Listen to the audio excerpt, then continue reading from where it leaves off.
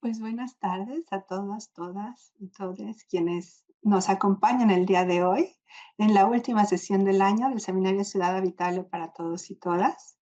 Esta sesión se hace en el marco de la conmemoración del 25 de noviembre. Y el día de hoy vamos a tratar temas sobre la apropiación del espacio urbano en un contexto pues, de violencia estructural que se ve reflejado y amplificado por nuestras ciudades. Y para eso tenemos a unas panelistas increíbles que manejan el tema y que me da mucho gusto presentar el día de hoy. Pero primero voy a ir a las reglas del aula, que es nuestro eslogan legal muy necesario, y es que este es un espacio de aprendizaje respetuoso, de diálogo horizontal, y para eso hay que seguir ciertas normas de convivencia. Una de ellas es no interrumpir a las personas que están con la palabra, las expositoras. La otra es referirse con respeto a todas las personas que estamos en esta aula. Y la otra es seguir las indicaciones de quien lleva la moderación, que en este caso voy a ser yo, y quien no lleve a cabo estas indicaciones, pues puede ser retirado o retirada del aula.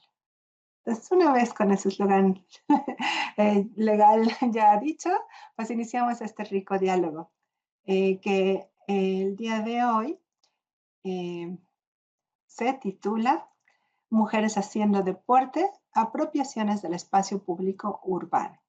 Y para ello tenemos primero a tres panelistas que nos van a acompañar, que es la doctora Hortensia Moreno Esparza. Ella es del Centro de Investigaciones y Estudios de Género, es licenciada en Periodismo y Comunicación Colectiva y maestra en Ciencias de la Comunicación para la Facultad de Ciencias Políticas y Sociales del FUNAM. Obtuvo el grado de doctora en Ciencias Sociales con especialidad en Mujer y Relaciones de Género por la UAM Xochimilco. Es investigadora nacional nivel 2 por el SNI y además dirige la revista Debate Feminista que fundó y que desde hace mucho tiempo pues es un referente, ¿no?, para las discusiones sobre las investigaciones con perspectiva de género y el movimiento feminista. Sus líneas de investigación son género, sexualidad, literatura, cuerpo y deporte y educación superior. Y me da muchísimo gusto que haya accedido a estar en este panel. Muchas gracias, Orte. Luego voy a presentar a la doctora Magdalena Moreno Ortiz. Ella es de la Universidad Autónoma de Tamaulipas. La maestra Magdalena Moreno es licenciada en Sociología y maestra en Ciencias con orientación en Trabajo Social por la Universidad Autónoma de Nuevo León. Es doctorante en Gestión e Innovación Educativa por la Universidad Autónoma de Tamaulipas. Y su trayectoria incluye colaboración con gobiernos, organismos internacionales y organizaciones de la sociedad civil. Desde 2015 forma parte del equipo Verite Fair Labor Worldwide, realizando una investigación sobre trabajadoras migrantes en América Latina. ¿Esto es correcto, Magdalena? Entonces, y bueno, y sus estudios, sus líneas de investigación son estudios urbanos, género y educación. Gracias por estar con nosotros. Y la siguiente persona que va a participar en el panel es la maestra Rocío Isela Cruz Trejo de la UAM Coajimalpa. La maestra Rocío es licenciada en Comunicación Social por la UAM Xochimilco y en Relaciones Comerciales por el por el IPN, perdón, y Diseño Gráfico por la UNITEC.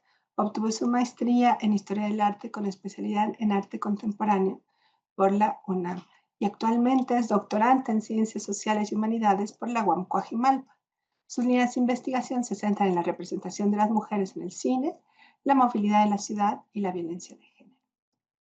Y al mismo tiempo, después de esta ronda de ponencias, nos acompaña también la maestra Rebeca Laguna, quien va a comentar estas ponencias y que también va a participar en la ronda del diálogo.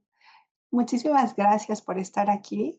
Vamos a iniciar entonces a hablar del tema con la doctora Hortensia Moreno. Bienvenidos, bienvenidas. Adelante, Hortensia, por favor. Buenas tardes, muchas gracias por la invitación, muchas gracias en particular a Mariana Sánchez Vieira, con quien ya llevo mucho tiempo de colaborar en pensar el género y el espacio.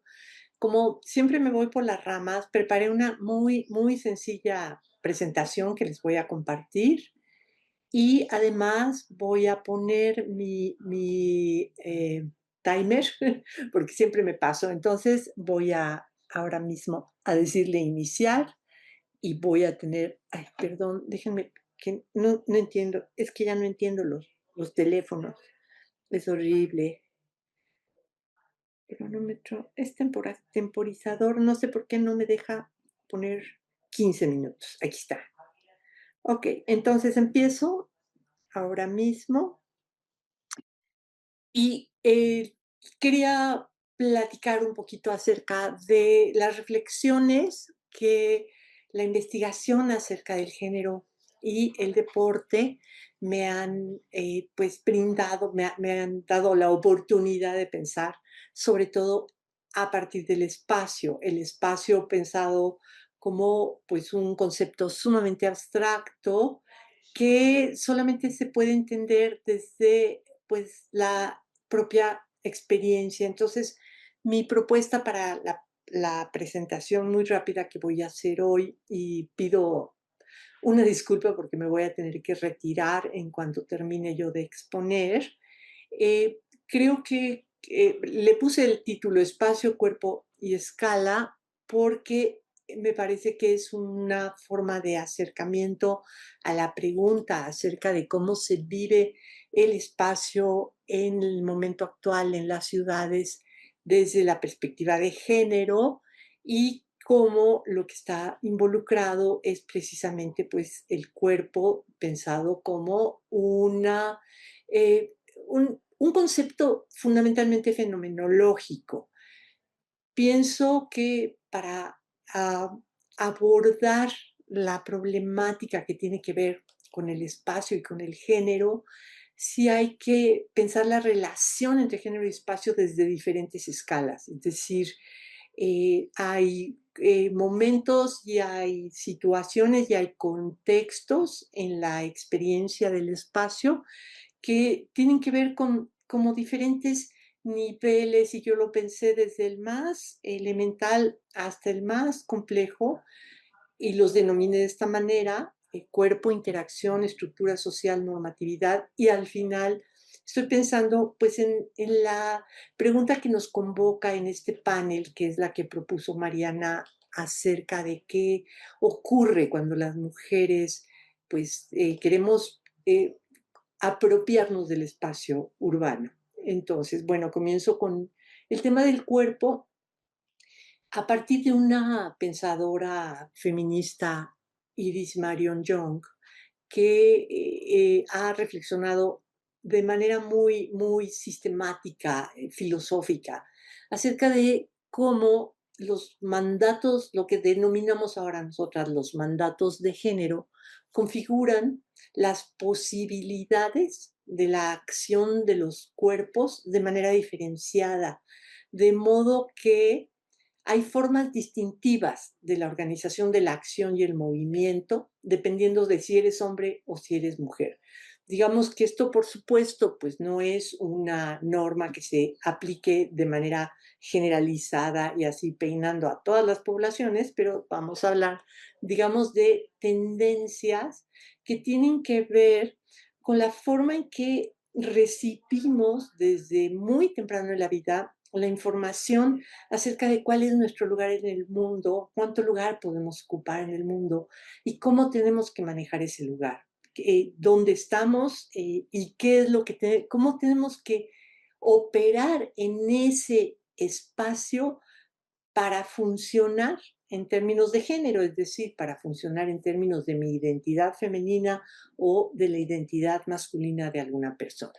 Y entonces, bueno, aquí se nos aparecen en este escala de análisis que el cuerpo de las mujeres tiene una tendencia a lo cerrado, a lo contenido, a lo recatado, en comparación con las formas de actitud que toman los hombres respecto del espacio, ya desde el momento del propio manejo del cuerpo. Hay un entrenamiento activo de los cuerpos que permiten a las identidades masculinas, a los cuerpos de varones, expresarse de manera abierta, de manera rápida, de manera ruda. Digo, hay estudios que nos permiten ver que desde muy temprano en la vida una de las condiciones de la masculinidad es esta apropiación del espacio en términos de movilidad, en términos de falta de recato, digamos, que para las niñas siempre hay mayor contención y mayor control sobre el cuerpo. Y este es un control que desde luego procede de las formas de educación, de las formas eh, de integración al mundo social, pero que termina siendo tan interiorizado que se convierte en una segunda naturaleza.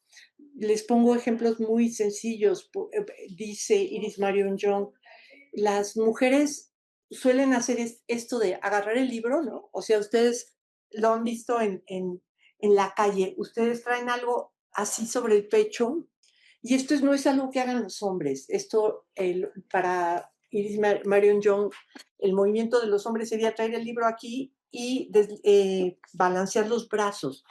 Esto implica que desde pronto aprendemos que el espacio no es algo que estemos manejando con la misma soltura, lo manejamos con mucho más cuidado y además, pues tendríamos una tendencia muy marcada a ceder el espacio, de forma tal que, por ejemplo, en los momentos en que hay que contender por el espacio, para una mujer siempre es más fácil quitarse, hacerse para allá.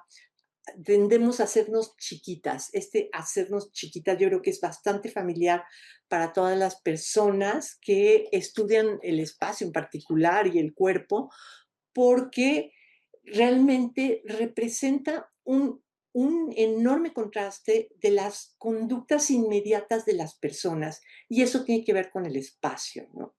En el siguiente nivel, digamos, el siguiente proceso de escala es la interacción, es decir, la forma en que nos relacionamos con las personas en esas formas de relación cara a cara, el estar en el mismo lugar al mismo tiempo y cómo en efecto allí se van a empezar a manifestar desde muy temprano en la vida y desde luego pues de manera repetida a lo largo de toda nuestra historia, estas diferencias fundamentales de la forma en que ocupamos el espacio.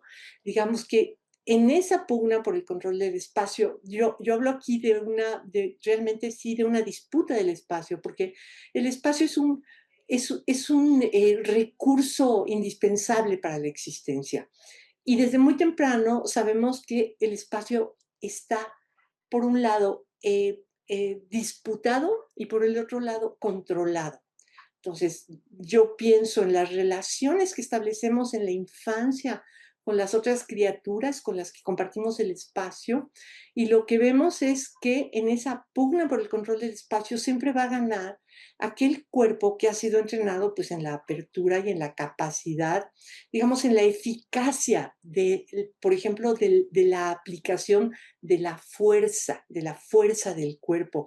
Aquí ya empieza a verse cómo la producción de la fuerza física no es algo que esté determinado por una mayor dotación de testosterona, sino que tiene que ver con que hay un entrenamiento muy riguroso, tanto de los niños como de las niñas, para las niñas para contener, para controlar, para ser pacíficas, para estarse quietas, para no revolcarse, para no ensuciarse, para no despeinarse, dice Iris Marion Jung.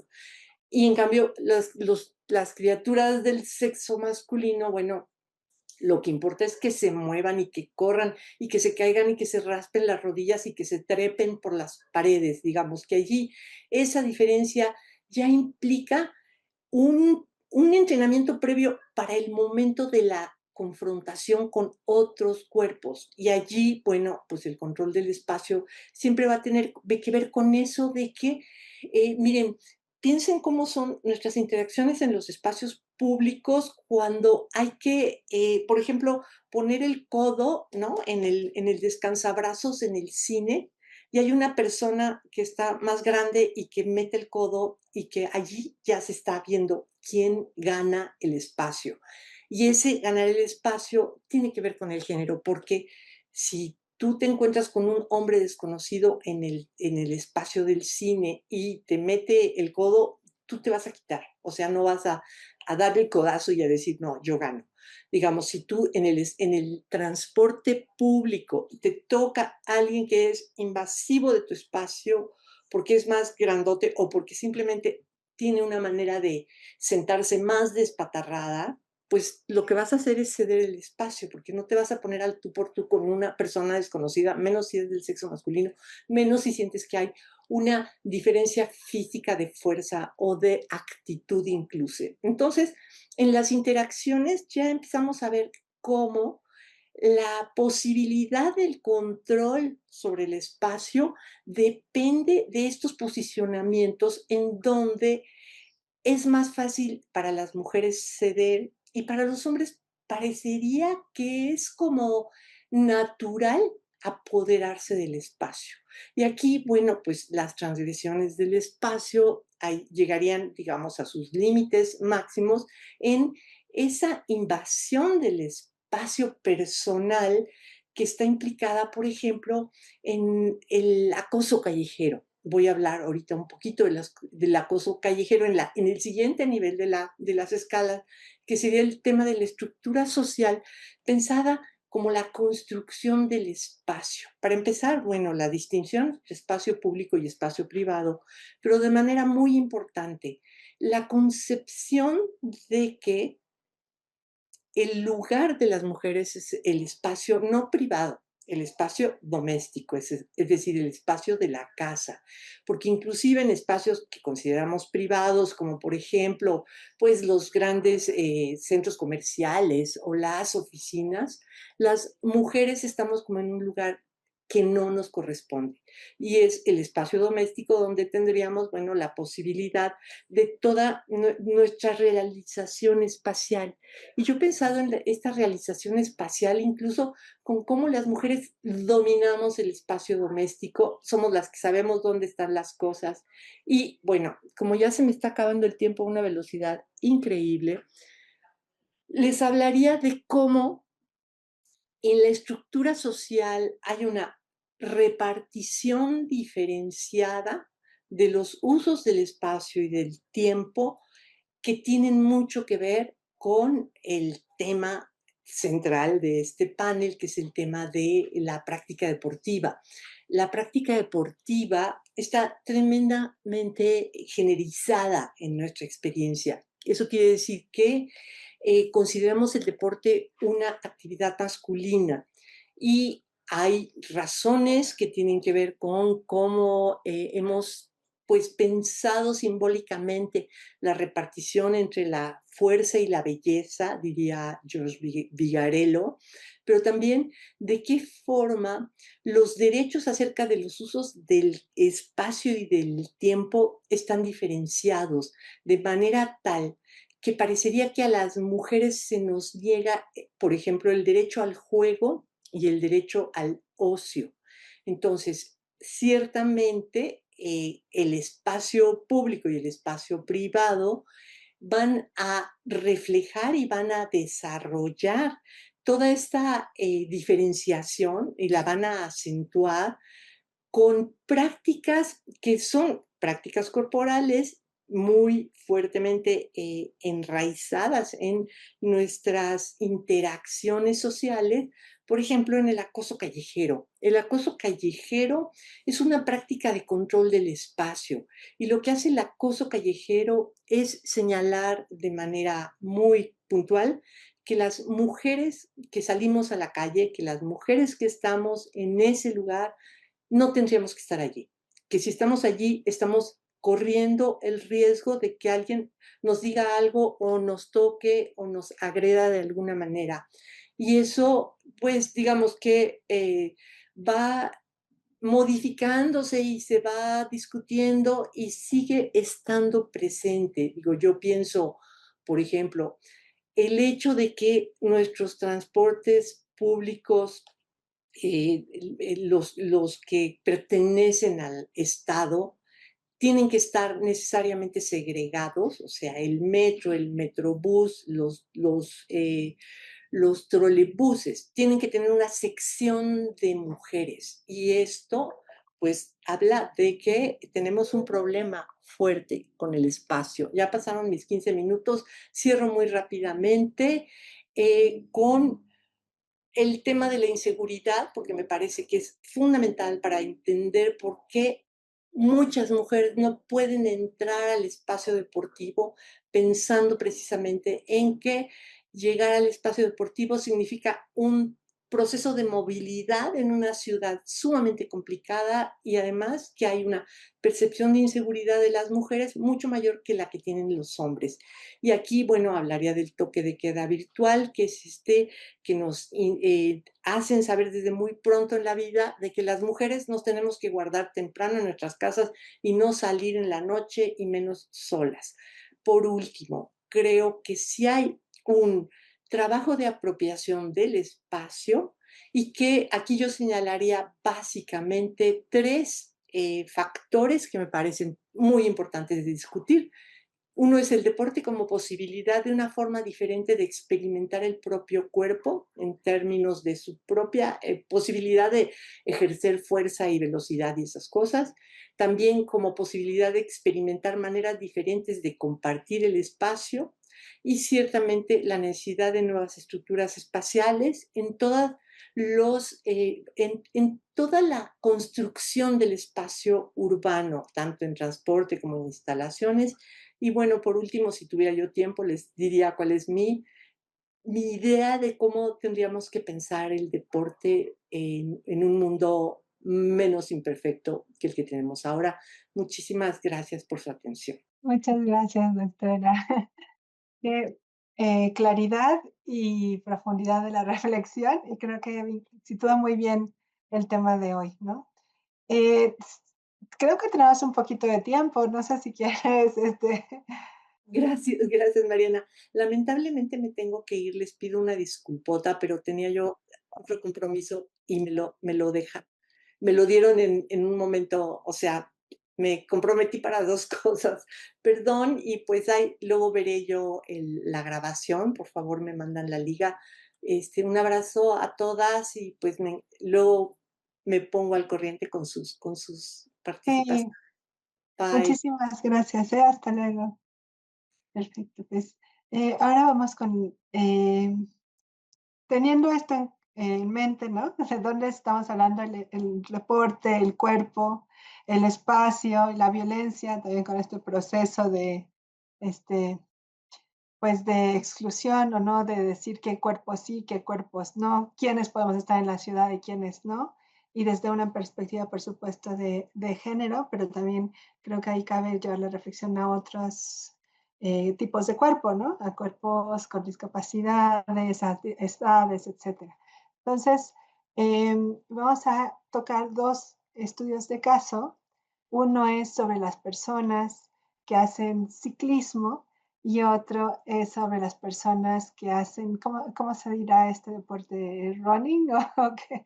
Sí, running. Entonces, que son dos deportes que además se hacen por excelencia en el espacio urbano, trasladándose y yendo recorriendo los espacios y las ciudades, ¿no?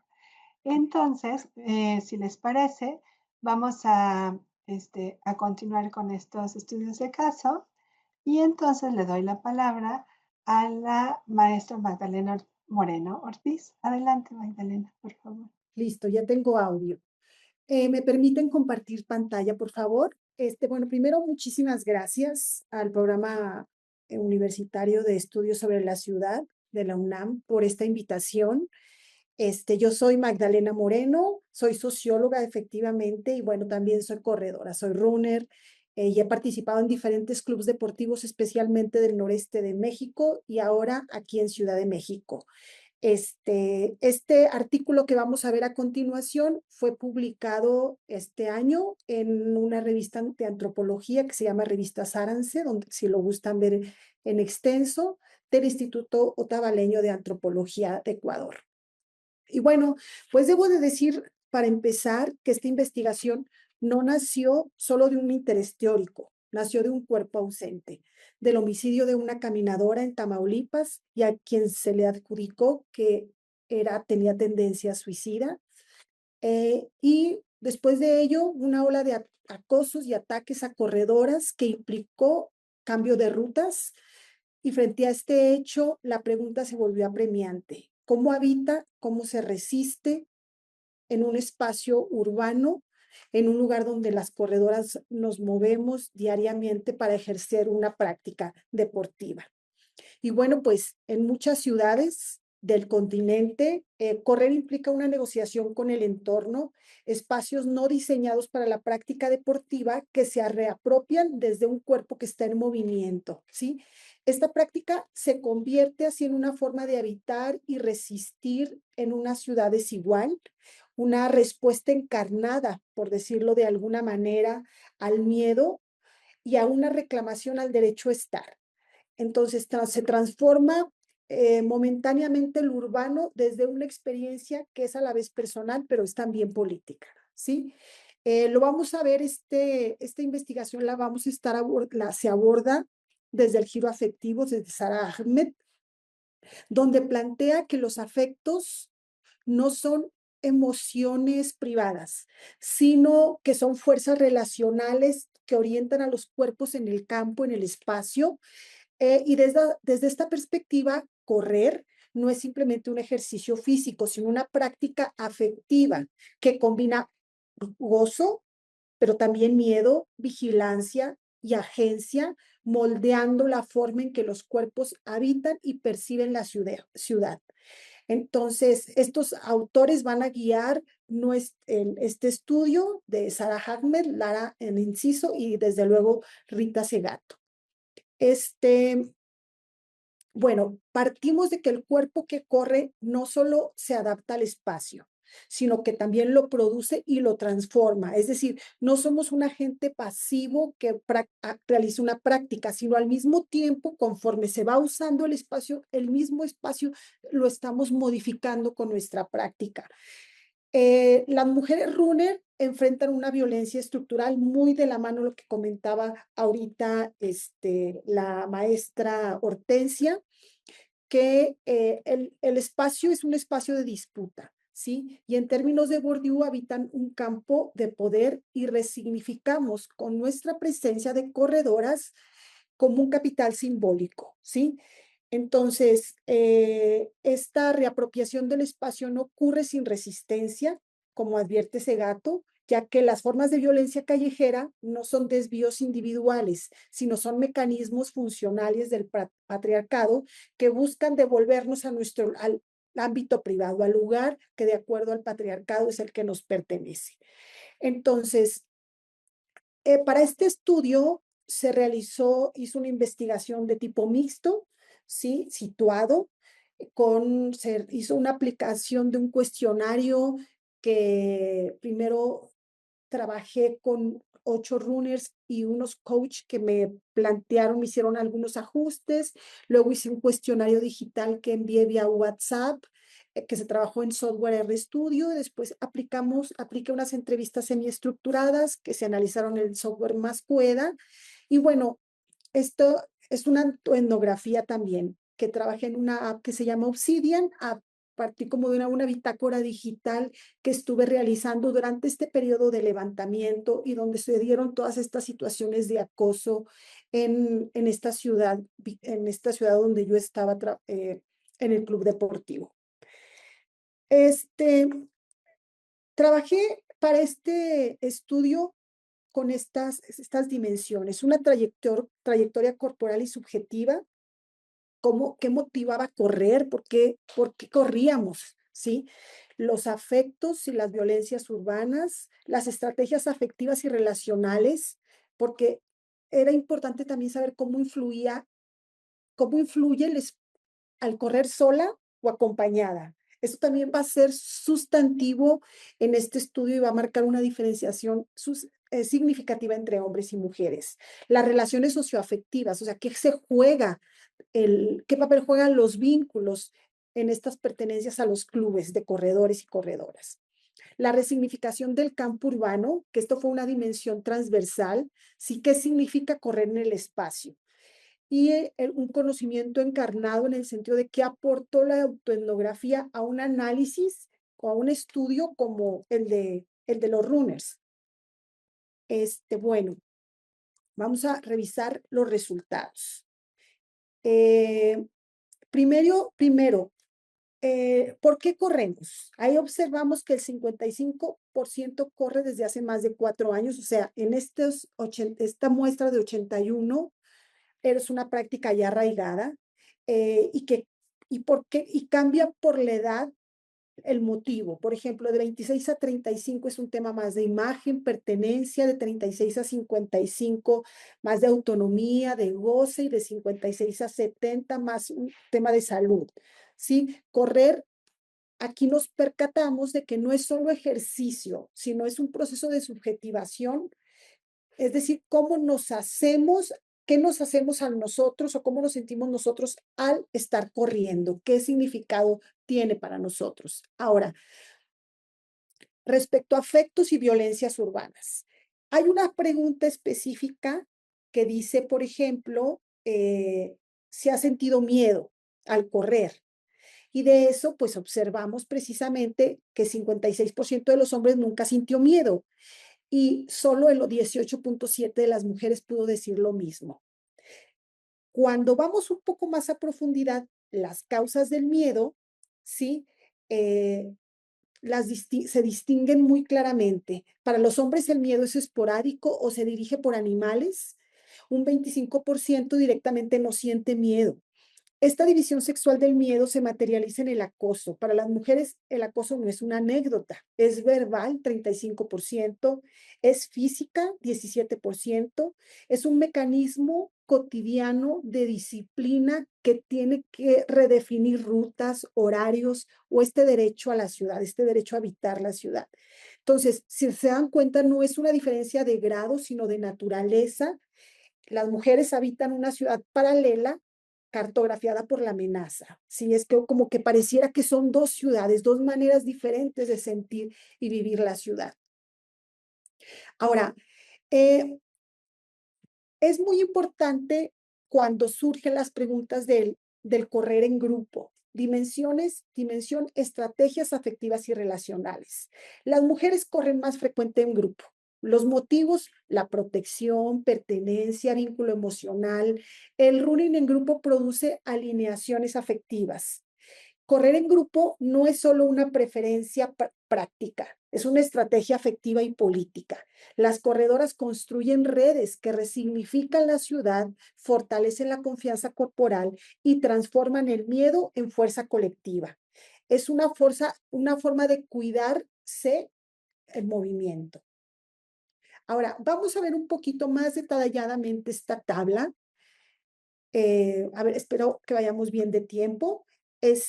Cuando hablamos de edad por motivación, ahí vemos que los testimonios muestran que correr se inicia por crisis personales, transformación corporal o necesidad de agencia, ¿sí?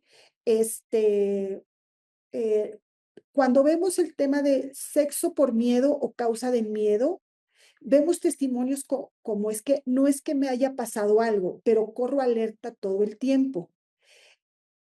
O condiciones de miedo anticipado que hacen modificar rutas, horarios y ritmo. En este sentido, observamos que el 56.3% de hombres nunca sintieron miedo contra el 18.7% de mujeres. Las mujeres temen principalmente a las personas o a la oscuridad, ¿sí? Este también tema de la oscuridad es ahí muy sustantivo porque se refiere a qué está ahí en esa oscuridad. Y cuando se plantea el tema de sexo por sensación de acoso o tipo de acoso, en un 90.6 de hombres nunca ha sentido acoso y solo el 41.6 de mujeres dicen no haber sentido acoso. Sin embargo, cuando se habla de acoso verbal es el 35.4 y de contacto 16.6. Los testimonios sobre temas de acoso normalizado son frases como me gritaron, me siguieron, me tocó, en las corredoras 1, 2 y 4. O respuestas que incluyen como miedo, silencio o replanteamiento de rutas. El acoso como una forma de disciplinamiento afectivo. Ahora, el otro que es el de frecuencia de correr solo en grupo, que ya lo vimos un poquito, pero aquí viene un testimonio. Es la mejor experiencia correr en grupo. Sobre todo en las madrugadas por las avenidas vacías te sientes como protegida y fuerte. Correr acompañada se convierte como una tecnología afectiva, refuerza vínculos, disminuye el miedo, construye presencia y legitima el espacio urbano, ¿sí? Club por relaciones, las relaciones socioafectivas. Testimonios como, yo solo iba a correr poco, pero me dejé llevar por la energía de la manada. Sentí una fuerza compartida que marcaba mi ritmo y me integraba al espacio, ¿sí? Las comunidades de running en este sentido actúan como unas redes de contención, sostén emocional y legitimación social. Lo colectivo organiza el cuerpo y reconfigura el vínculo con la ciudad. Ok.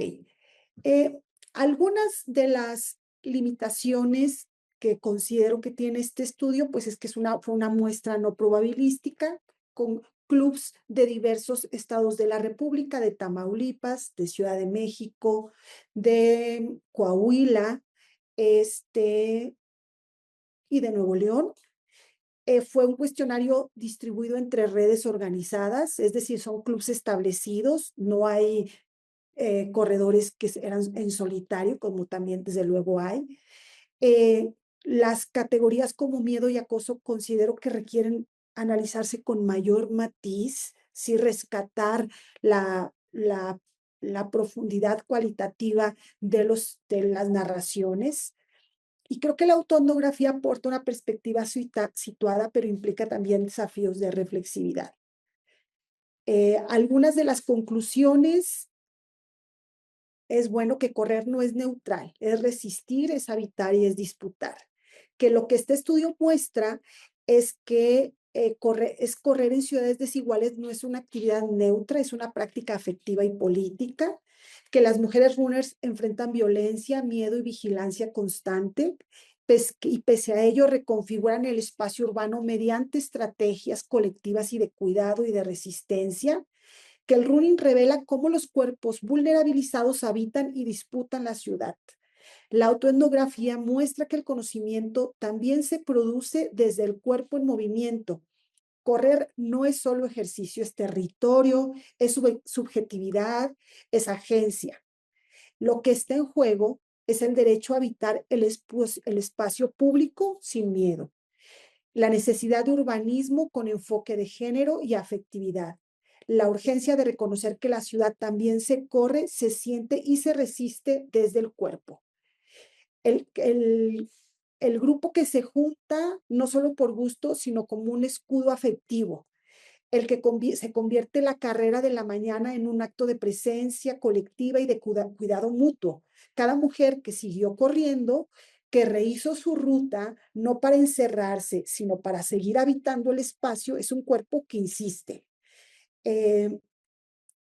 Bueno, y por último, agradezco a los diferentes clubs de corredores que me compartieron sus experiencias, a los amigos de Machu Picchu, Habaneros Runners, de Matamoros, Balam de Ciudad de México, We Advance de Monterrey, amigos de los viveros de Coyoacán. Y bueno, pues todas estas fotografías que ustedes observaron, pues fueron cortesía de Renegados Runners. Gracias a todos ellos por el afecto y por los kilómetros compartidos. Muchas gracias. Muchísimas gracias, Magdalena. Muy interesante tu estudio y además muy pertinente para impulsarnos a transformar las ciudades y además nuestras relaciones, ¿no? Vamos a seguir entonces con el panel, luego será el momento del diálogo y entonces le doy la palabra a la maestra Rocío Isela Cruz Trejo. Adelante, Isela, por favor. Eso, muchas gracias. Bien interesante lo que dijeron ambas. O sea, creo que fue bueno, para empezar, gracias por la invitación. Estoy bien contenta de estar acá con ustedes y también de hablar de algo que a veces no es el centro de nuestras investigaciones académicas, pero que pues es parte de nuestros hobbies y se vuelve también una inquietud, ¿no? O sea, en este caso, si somos bueno, estudiamos cosas de género, de repente es inevitable también analizar nuestros hobbies con perspectiva de género, ¿no? Entonces fue un poco lo que me llevó también a mí les voy a compartir también una presentación. Aquí está, compartir. Listo. Lo que me llevó a mí a el ciclismo, a acercarme al ciclismo urbano. Entonces, este es un poco el itinerario. Rápido también yo, en 15 minutos vamos a hablar de todo esto. ¿Quién soy? ¿Por qué estoy hablando del ciclismo urbano? Unos brevísimos antecedentes de la bicicleta como herramienta de emancipación para las mujeres, que creo que quienes no están tan inmersos en el ciclismo, de repente pues no saben que tenemos también nuestra historia con las bicicletas. Porque también la bicicleta puede ser una opción de autonomía en la movilidad y cómo mejoramos esas cifras. Entonces, pues para empezar, me parece que también la invitación se desprende de una investigación que hice en el 2015 más o menos, o sea, yo apenas ayer estaba haciendo cuentas y dije, ya son 10 años, Dios mío, cómo pasa rapidísimo el tiempo. Yo, pues ya casi 15 años siendo ciclista urbana. Pues soy, como ya me dijeron, Isela, todo el mundo me dice Isela Cruz. Comencé a andar en bicicleta, yo tenía coche, solo andaba en microbús, en transporte público y tenía un auto. Justo comencé a andar en bicicleta, yo creo que cuando empecé la maestría, poco antes, porque quienes habitan la ciudad saben que es imposible a veces encontrar estacionamiento en CU o como el día a día de repente atravesar avenidas en horas pico. Entonces llegó un momento en el que dije, bueno, no me queda tan lejos, yo creo que sí puedo intentar irme en bicicleta.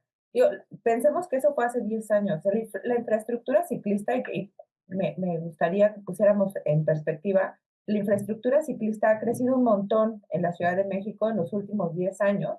Incluso el sistema de bicicletas colectivo, bueno, el público que es Ecobici, también ha crecido un montón. Entonces tenemos muchas opciones para poder ahora utilizar la bicicleta como medio de transporte. Hace 10 años no lo era tanto e incluso era mucho más raro ver a mujeres en bicicleta en el espacio público, no haciendo deporte, no en el ciclotón, sino transportándose todos los días en bicicleta, ¿no? Entonces, bueno, hace 10, 15 años que yo empecé a andar en bicicleta, pues también me interesó de repente,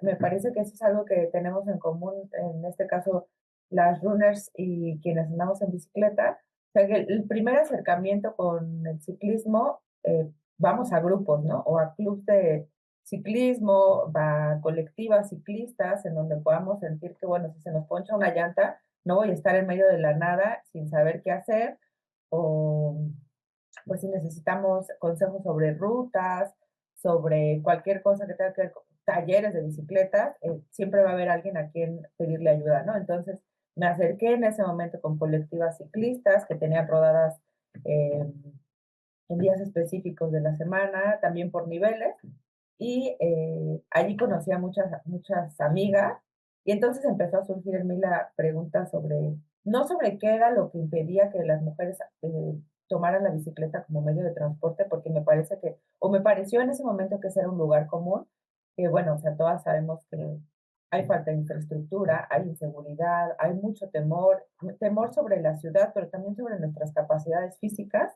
No estamos, si no tenemos una historia previa, que justo eso fue uno de los hallazgos, es complicado que nos animemos a hacer ciclismo después solas. Entonces, bueno, hice entrevistas, 21 entrevistas más o menos a mujeres ciclistas en ese momento, y parte de los resultados que surgieron sobre qué era lo que nos había impulsado a usar la bicicleta fue, en principio, que teníamos una historia deportiva previa. La bicicleta no era nuestro primer deporte. Yo en ese entonces ya nadaba, llevaba muchos años nadando, sigo nadando. Entonces, como que el hacer deporte te da una mirada distinta sobre las capacidades de tu cuerpo.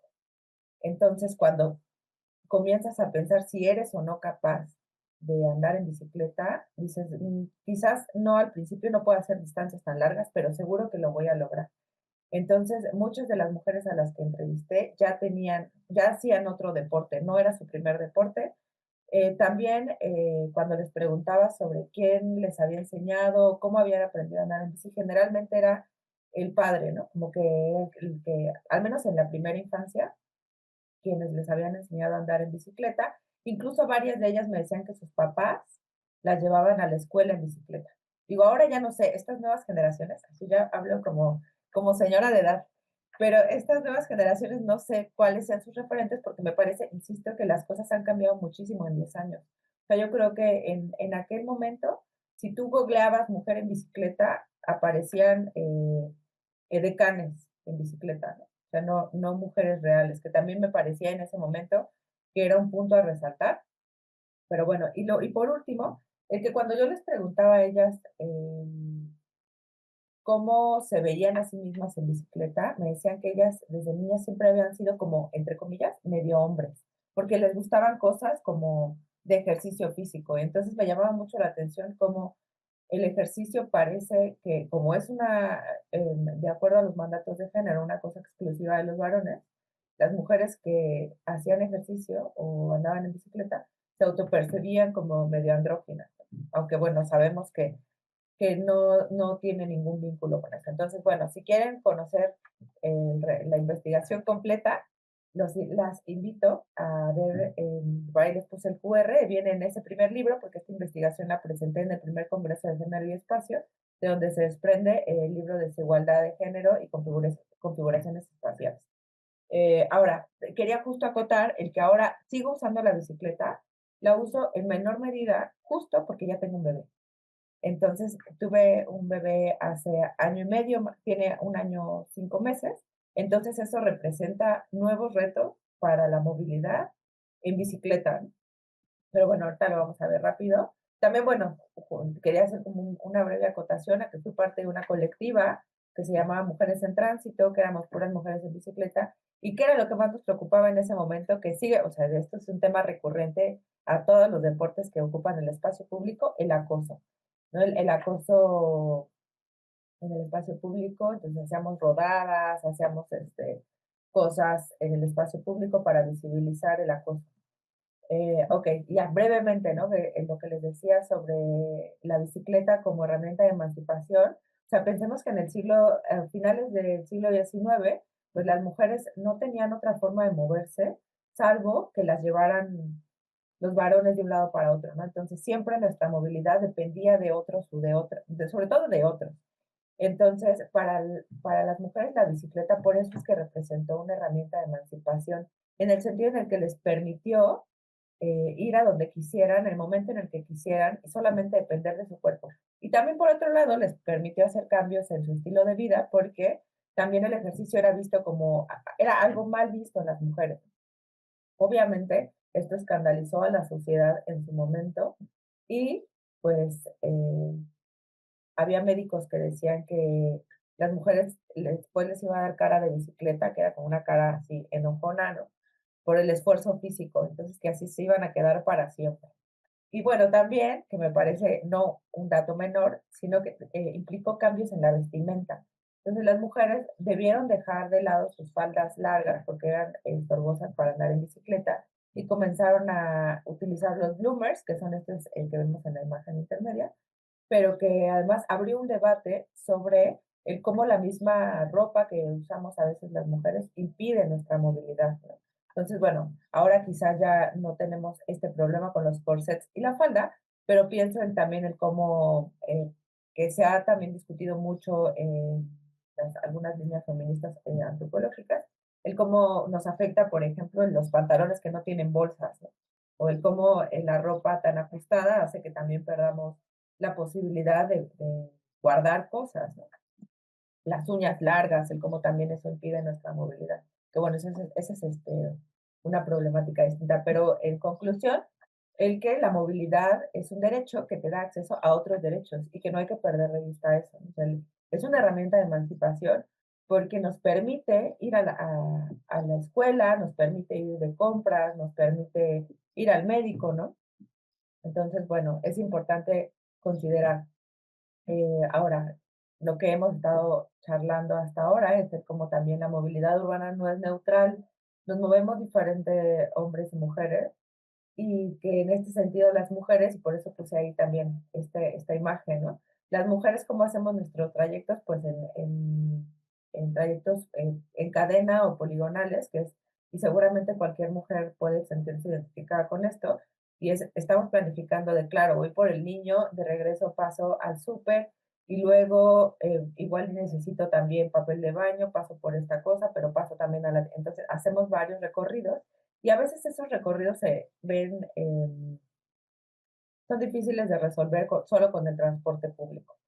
Entonces, pues, ¿qué hacemos? Caminamos, básicamente. Y también caminamos por algo que vamos, una característica que, como podemos ver también en la imagen, pero que menciono hacia el final de la presentación, es que las mujeres cargamos un montón de cosas. Yo les puedo decir que ahora que voy por mi niña a la guardería, voy con mi propia mochila, voy con la niña y voy con la pañalera de la niña, por ejemplo. Y eso que ya todavía no camina, o sea, cuando ya camina, supongo yo que quizás tengo que llevar una carreola u otra cosa para poder moverme. Y mi trayecto es relativamente corto, entonces es difícil pensarnos en el transporte público con todo esa bola de bulto.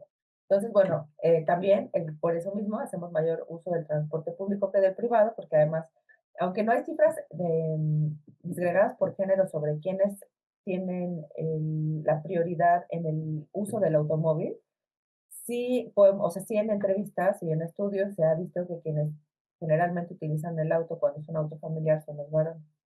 Entonces, bueno, las mujeres utilizamos por ahí también más el transporte público. Y bueno, las vivencias diferenciadas de inseguridad y acoso, que es algo que se ve transversalmente, que lo mencionó también la doctora Hortensia, que también lo mencionó ahora Magdalena, ¿no? Entonces, la sensación de inseguridad y acoso siempre permea toda nuestra experiencia como mujeres en el espacio público.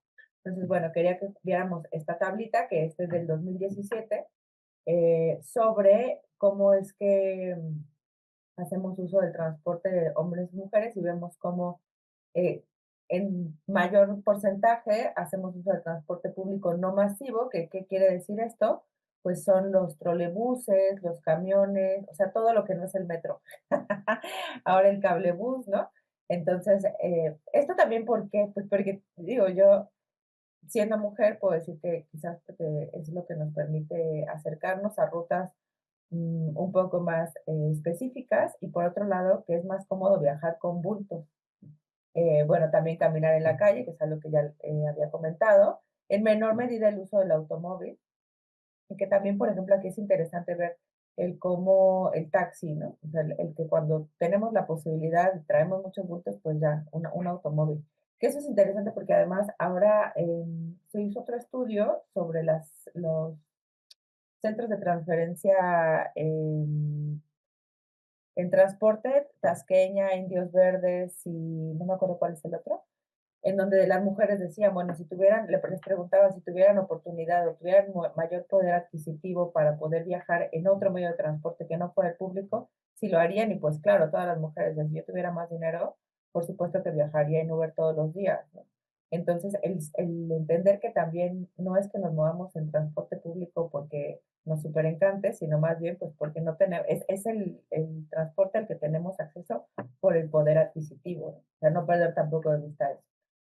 También, bueno, que esto me parece interesante sobre quienes hacen más viajes en la semana, porque entonces podríamos decir hombres y mujeres viajamos la misma cantidad de veces, ¿no? Y no, las mujeres en realidad viajamos o tenemos mucho más viajes que los varones, que obedece también a esta manera en la que nos movemos en cadena o de forma poligonal, ¿no? Entonces, nosotros, un viaje en realidad son 5 viajes, porque yo de aquí me voy al trabajo, del trabajo me voy al banco, del banco me voy por mi niña, de mi niña me voy al súper y del súper me voy para acá. Y parecería un solo viaje redondo, pero en realidad son 5 viajes, ¿no? Y todos ellos los hago con diferente medio de transporte, ¿no? O sea, de aquí al trabajo me voy en ecobici, del trabajo a la guardería en ecobici, después uso camión y después el resto del viaje lo camino. Entonces hacemos más viajes en multimodal. Luego acá está justamente por tipo y por modo, y entonces tenemos el cómo las mujeres, pues como les decía, se comprueba, pues hacemos en transporte público o caminando, a diferencia de los varones. Y aquí, disculpen ustedes mi fotografía que se desvinculó, pero bueno, cómo volvemos a la bicicleta, el cómo la bicicleta nos permite recuperar la autonomía frente al tiempo, que esa es una. No tenemos que esperar a que pase el camión, no tenemos que esperar a que llegue el Uber. También, bueno, estoy pensando a lo mejor en un horario ideal en el día, pero ¿qué tal que queremos movernos a las 11 de la noche? Y pues ya, obviamente, ya a esa hora hasta el Uber da desconfianza, ya no pasan el transporte público, no, también el metro, todo el transporte público o la mayoría del transporte público tiene horarios ya bien definidos de apertura y de cierre. Entonces, bueno, en ese sentido la bicicleta nos permite también tener esa flexibilidad en los tiempos y en los horarios. También, bueno, permite vincularnos con nuestro propio cuerpo y también con el espacio, y eso es importante verlo, como decía la doctora Hortensia, a partir de la escala, y el cómo nos permite vincularnos con la ciudad en una escala distinta, en donde además podemos ingresar a calles que a lo mejor no conoceríamos o no nos atreveríamos a cruzar caminando, por ejemplo, pero sí en bicicleta, nos hace sentirnos más seguras, también un poco más libres, y que eso es algo que de muchas mujeres a las que entrevisté me decían, incluso el acoso se vive de manera distinta. O sea, ya ni escuchas si te gritan algo, pues porque vas en la bicicleta, no vas en lo tuyo, y aunque vas rápido, no vas tan rápido como para perder de vista la dimensión de las casas, que es algo que sucede mucho con los automovilistas, y que además buscan los autos, ¿no? El ser herméticos hacia el exterior. Mientras menos escuchen del exterior, mejor. En el caso de la bicicleta, aunque vas cruzando la ciudad, aún sigues escuchando, ¿no? Y aún sigues viviendo en la ciudad, ¿no? Y ver las casas y ver todo con detenimiento. También, obviamente, nos permiten vincularnos con el espacio público de una manera en la que nos podemos sentir más seguras, a pesar de que no, la infraestructura ciclista no está tan extendida en la ciudad, porque eso también hay que decirlo. O sea, está en la Cuauhtémoc, en Benito Juárez y Coyoacán, ¿no? El resto de la ciudad, pues ya, que no quiere decir que no haya mujeres y hombres ciclistas, sino que obviamente la vivencia es distinta. Tienes que estar muchísimo más a las vivas, básicamente. Y también la idea de que el ciclismo es una narrativa política, y eso es algo que me parece que también atraviesa tanto a las mujeres que corren como a las mujeres que hacen otros deportes en los espacios públicos, ¿no? Es decir, aquí estamos y también somos parte y ocupar ese espacio, ¿no? El espacio público. Ahora, esto que me da mucha felicidad, porque aunque es sutil, es un gran avance en números, en cómo las mujeres han incrementado su participación. Estos datos son de Ecobici, y eso es importante decirlo porque volvemos. Ecobici no llega a toda la Ciudad de México, estos son datos solo de la Ciudad de México, sino solo a ciertas alcaldías. Entonces, pero bueno, con todo lo que eso implica, el cómo las mujeres han incrementado en los últimos años su participación. Lo que hablábamos hace ratito sobre cuáles son los principales obstáculos para que las mujeres puedan atreverse o dar el paso para poder utilizar la bicicleta, pues son los obstáculos materiales, que es que hay una infraestructura que es insuficiente, también las ciclovías están desconectadas y en muchas de ellas hay falta de iluminación. Digo, y quienes rodamos las calles, pues podemos mencionar otras mil obstáculos materiales, como que ponen de repente las coladeras, por ejemplo, en el sentido de la bicicleta, y entonces una tiene que estar todo el tiempo a las vivas, ¿no? También, bueno, los obstáculos culturales y que también son, que hemos asumido, ¿no? Como el que las mujeres somos frágiles y qué pasa si me pasa algo en la calle y si me caigo y si se poncha una llanta, ¿no? Que creo que eso poco a poco, la verdad, es que se ha ido desdibujando. Yo, desde mi perspectiva, lo veo así. Y ahora me da muchísimo gusto ver a muchas más mujeres en la calle en las bicicletas. Bueno, los obstáculos simbólicos, que es pues que la calle parece que, bueno, todo el tiempo se nos está machacando lo que no es para nosotras, ¿no? Que básicamente se materializa en el acoso callejero, eh, y pues las violencias específicas que justamente tienen que ver con esto, ¿no? El acoso, el hostigamiento y la invasión del espacio.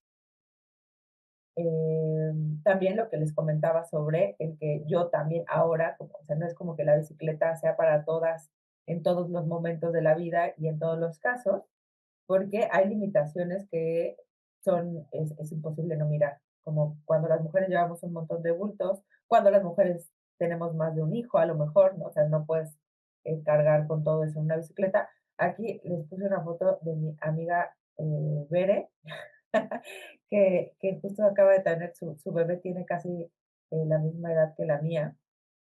Entonces ahora me está recomendando cómo ponerle un asiento de bicicleta a mi bici, pero pues sí, ahora tengo unos nuevos miedos, o sea, que también es importante mirar, ¿no? Yo como decía, y sí será, o sea, una como sea, ¿no?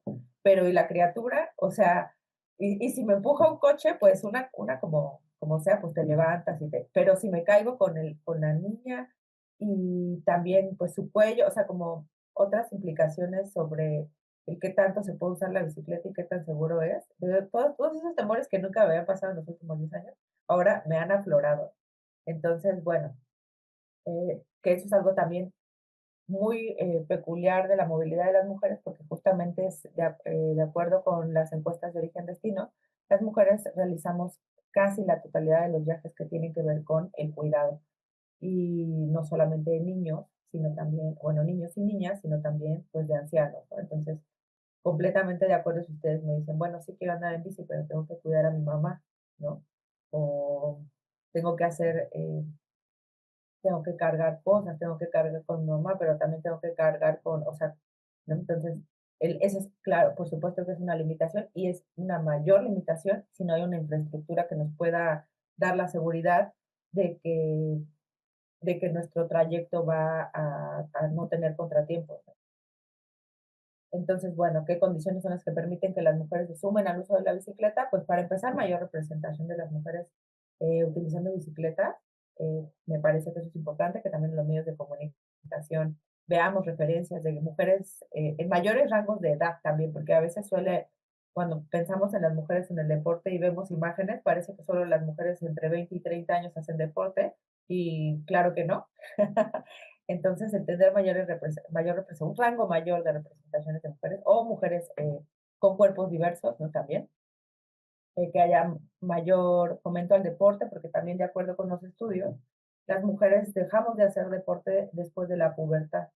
¿Por qué? Pues tiene que ver con un montón de cosas, pero sobre todo porque, como hace ratito también mencionaban, a veces el deporte para las mujeres es visto como una actividad de ocio y no como una actividad esencial para la vida, ¿no? O sea, que te brinda eh, otros beneficios más allá de el físico, o sea, del físico de lucir bien, entre comillas, ¿no? O sea, pues, entendiéndolo como bajo los estándares de belleza, sino que pues te da una agencia y mayor confianza sobre tus capacidades físicas.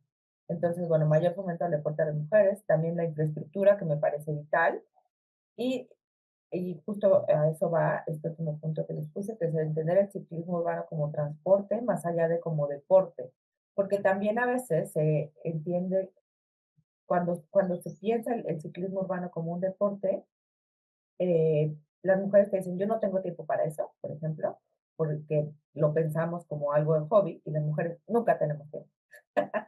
Y por otro lado, bueno, más bien nunca nos sobra el tiempo, entre comillas, ¿no? Por otro lado, que a veces también se hace este imaginario de que se necesita equipo muy especializado para poder utilizar la bicicleta y en realidad no lo es. Yo creo que sucede lo mismo con las runners. ¿no? Una pensaría, bueno, no puedo correr porque no tengo los tenis súper especiales del mundo mundial, y dices, en realidad va más allá y quizás al inicio no lo necesitarías, pero bueno, eso seguramente nos lo podrá comentar en Magdalena. Y finalmente, esto que no quería dejar de mencionar, que es la ampliación de la ciclovía, que además ha causado mucha polémica aquí en la Ciudad de México, que es la ciclovía Gran Tenochtitlán, es la que va a correr sobre Tlalpan. Y entonces, esa ampliación de la ciclovía me da mucha felicidad porque yo ya la uso y los automovilistas infartados. Pero ya hay estudios muy incipientes sobre el cómo ya se está utilizando esa ciclovía, y les quería poner aquí el ranking de ciclovías, las ciclovías más largas a nivel mundial, y al menos para la cifra que se espera para 2030, se espera cubrir 506.5 kilómetros y nos colocaría en el cuarto lugar mundial con una infraestructura ciclista más amplia, ¿no? Por encima de Copenhague y Bogotá. Entonces, bueno, dicho esto, pues les agradezco muchísimo la invitación nuevamente y pues vamos a dialogar. Muchas gracias, Isela. Pues para comentar estas exposiciones, quiero invitar a la maestra Rebeca Laguna a que nos dé una reflexión. Rebeca, también si puedes presentar desde qué disciplina estás pensando esta reflexión y lo llevamos al diálogo. Adelante, Rebeca. Hola, bueno, pues me presento, soy Rebeca Laguna. Yo justo soy licenciada en educación física. Yo practico, pues eso, he practicado muchísimos deportes desde adolescente. He también trabajado como promotora deportiva y he trabajado como profesora de educación física y entrenadora deportiva. Pues ahora justo me encuentro haciendo el posgrado, el doctorado en estudios de género acá en la UNAM. Y aunque ahora mi tema no va relacionado con el deporte o lo que estoy investigando, en realidad el deporte, la práctica deportiva, la actividad física y el ocio y la relación con el género es algo que siempre o en todo momento estoy pensando por mi propia experiencia y por mi propia formación, ¿no? Entonces, pues me parece muy interesante. Quisiera retomar dos elementos fundamentales que creo que atraviesan las tres intervenciones. Y la primera es cómo se relaciona el espacio. El espacio no podemos desvincularlo, o el uso del espacio y la apropiación del espacio, con el uso y la apropiación del tiempo, ¿no? Y en cuestión de género, o de estas relaciones de género y de esta producción de los cuerpos generizados, tal como nos decía la doctora Hortensia, hay siempre una producción específica de cuerpos feminizados que no tienen tiempo para hacer uso de los espacios. Entonces, para mí es fundamental que cualquier proyecto, cualquier política pública relacionada con el deporte, el ocio y la actividad física, o cualquier política relacionada con la generación de espacios, siempre tome en cuenta esta vinculación entre ocio, tiempo y espacio. ¿Por qué? Porque las mujeres justamente, digo, podemos pensar en las mujeres que practican deportes o en las mujeres que utilizan actividad física como prácticas de ocio, pero ¿y las que no lo hacen, que son la gran mayor o la mayoría de las mujeres de esta ciudad? ¿Cuáles son estas limitaciones específicas? Y una de estas es el tiempo y los espacios. Entonces, yo pensaba, los espacios deportivos están pensados, localizados en ciertos lugares muy específicos que ya están ocupados y que ya están utilizados, sobre todo o por varones o por grupos, equipos o prácticas privatizadas o concesionadas, ¿no? Entonces, creo que lo primero que es bien importante pensar es cómo llevar el uso de un espacio a los espacios que utilizan las mujeres como un primer elemento para fomentar esta práctica del ocio y del deporte, ¿no? Pensaba yo, ¿qué tanto en los mercados, en las plazas cívicas, hay o podría haber intentos de instalar, pues justamente espacios para la práctica deportiva? Porque justo como nos decía Isela, las mujeres nunca tenemos tiempo. Entonces, si tú vas al mercado y del mercado utilizas 15 minutos de tu tiempo para poder hacer uso de ese espacio y de ese tiempo, podría ser como un primer momento, ¿no? Entonces, creo que siempre hay que pensar que no podemos desvincular el ocio, el tiempo, los trabajos de cuidado y el espacio. Y la segunda parte también que yo pensaba mucho con las dos, bueno, con las tres ponencias, es de qué manera los espacios o la infraestructura deportiva está centralizada en ciertas áreas de la ciudad. Yo la mitad de mi semana la paso en un área periférica que es después del centro de Xochimilco y pensaba, hay una avenida completa que atraviesa desde el centro de Xochimilco hasta San Gregorio y en esa avenida no hay ninguna posibilidad de ocupar el espacio público para la práctica deportiva. Claro, ahí las mujeres utilizan el espacio público y utilizan la bicicleta como medio de movilidad y pensaba yo en lo que decía Isela, en realidad ahí sí, la bicicleta es para la movilidad y van familias enteras moviéndose en bicicleta, o sea, yo he visto señores con 2 hijos y una esposa ahí moviéndose todos en una bicicleta. Qué casualidad que justo en estos espacios donde la bicicleta es fundamental para la movilidad, no existe ninguna infraestructura de ciclovías ni ninguna otra manera de utilizar el espacio público. Pero luego pienso este segundo momento, si alguna mujer o mujeres o grupo de mujeres, niñas, adolescentes, quisiera hacer uso del espacio público para la práctica deportiva, tendría que trasladarse a un deportivo que se llama el Deportivo de San Gregorio. Y ese Deportivo de San Gregorio tiene 3 áreas principales. La primera es una cancha de fútbol, la segunda son unas canchas de baloncesto y la tercera son unas canchas de frontón. El espacio de fútbol está concesionado a un equipo privado, por lo que ellas no pueden entrar y la mayor parte de quienes lo practican son niños y adolescentes varones. El espacio de frontón y la práctica deportiva del frontón está completamente masculinizada. Yo en algún momento fui promotora deportiva allí y recuerdo haber ido, se me fue un balón, yo promocionaba básquetbol, se me fue un balón y atravesar el espacio del frontón, 2 canchas de frontón, con un grupo de hombres tomando cerveza mientras jugaba, es algo que intimida realmente. Entonces, las mujeres de allí no podrían hacer el uso de ese espacio público. Y luego nos vamos al área del baloncesto. Entonces yo hacía promoción deportiva con infancias, varones y mujeres por igual, pero había una lucha de poder muy específica por el uso de los espacios deportivos. Entonces, quienes no podían pagar el espacio privatizado o concesionado del fútbol, entonces se iban a las canchas de baloncesto a jugar fútbol, pero como un modo de violencia muy específica contra quienes estábamos usando el espacio y que no nos correspondía, era empezar a tirar los balonazos lo más fuerte posible, ¿no? Entonces, por acá también pienso justamente, no solo de qué manera se interrelaciona tanto el tiempo como el espacio y las prácticas deportivas y de ocio, sino también cómo se va generando una percepción específica de las mujeres y las infancias de los usos del espacio. Y acá pienso mucho en cómo Olga Sabido nos dice, Olga Sabido Ramos nos habla de que tanto no es que tengamos estructuras perceptivas diferentes corporalmente, sino que la percepción también es algo que se va educando y entonces la percepción del riesgo, la percepción del peligro e incluso la percepción de la dimensión del espacio está completamente generizada, pero también estratificada por clase social y por edad y por condiciones de discapacidad. Entonces, de manera general, pues eso, yo pienso que los retos específicos que enfrentamos en la ciudad, primero es dejar de pensar la ciudad como solo el centro de la ciudad. Eso me parece fundamental. En segundo, bueno, y justo en estos espacios donde, que no son el centro de la ciudad, hay una carencia abismal de instalaciones deportivas para el uso ya no solo de las mujeres, sino de las personas en general. Pensar esto de las distribuciones de las labores y trabajos de cuidado.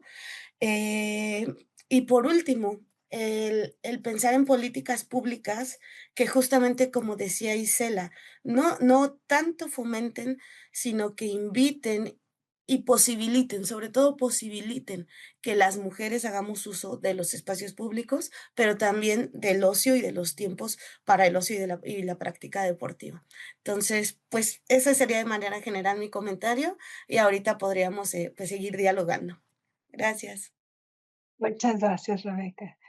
Y pues con esto cerramos la primera ronda de presentación de trabajos. y vamos a abrir una ronda de diálogo.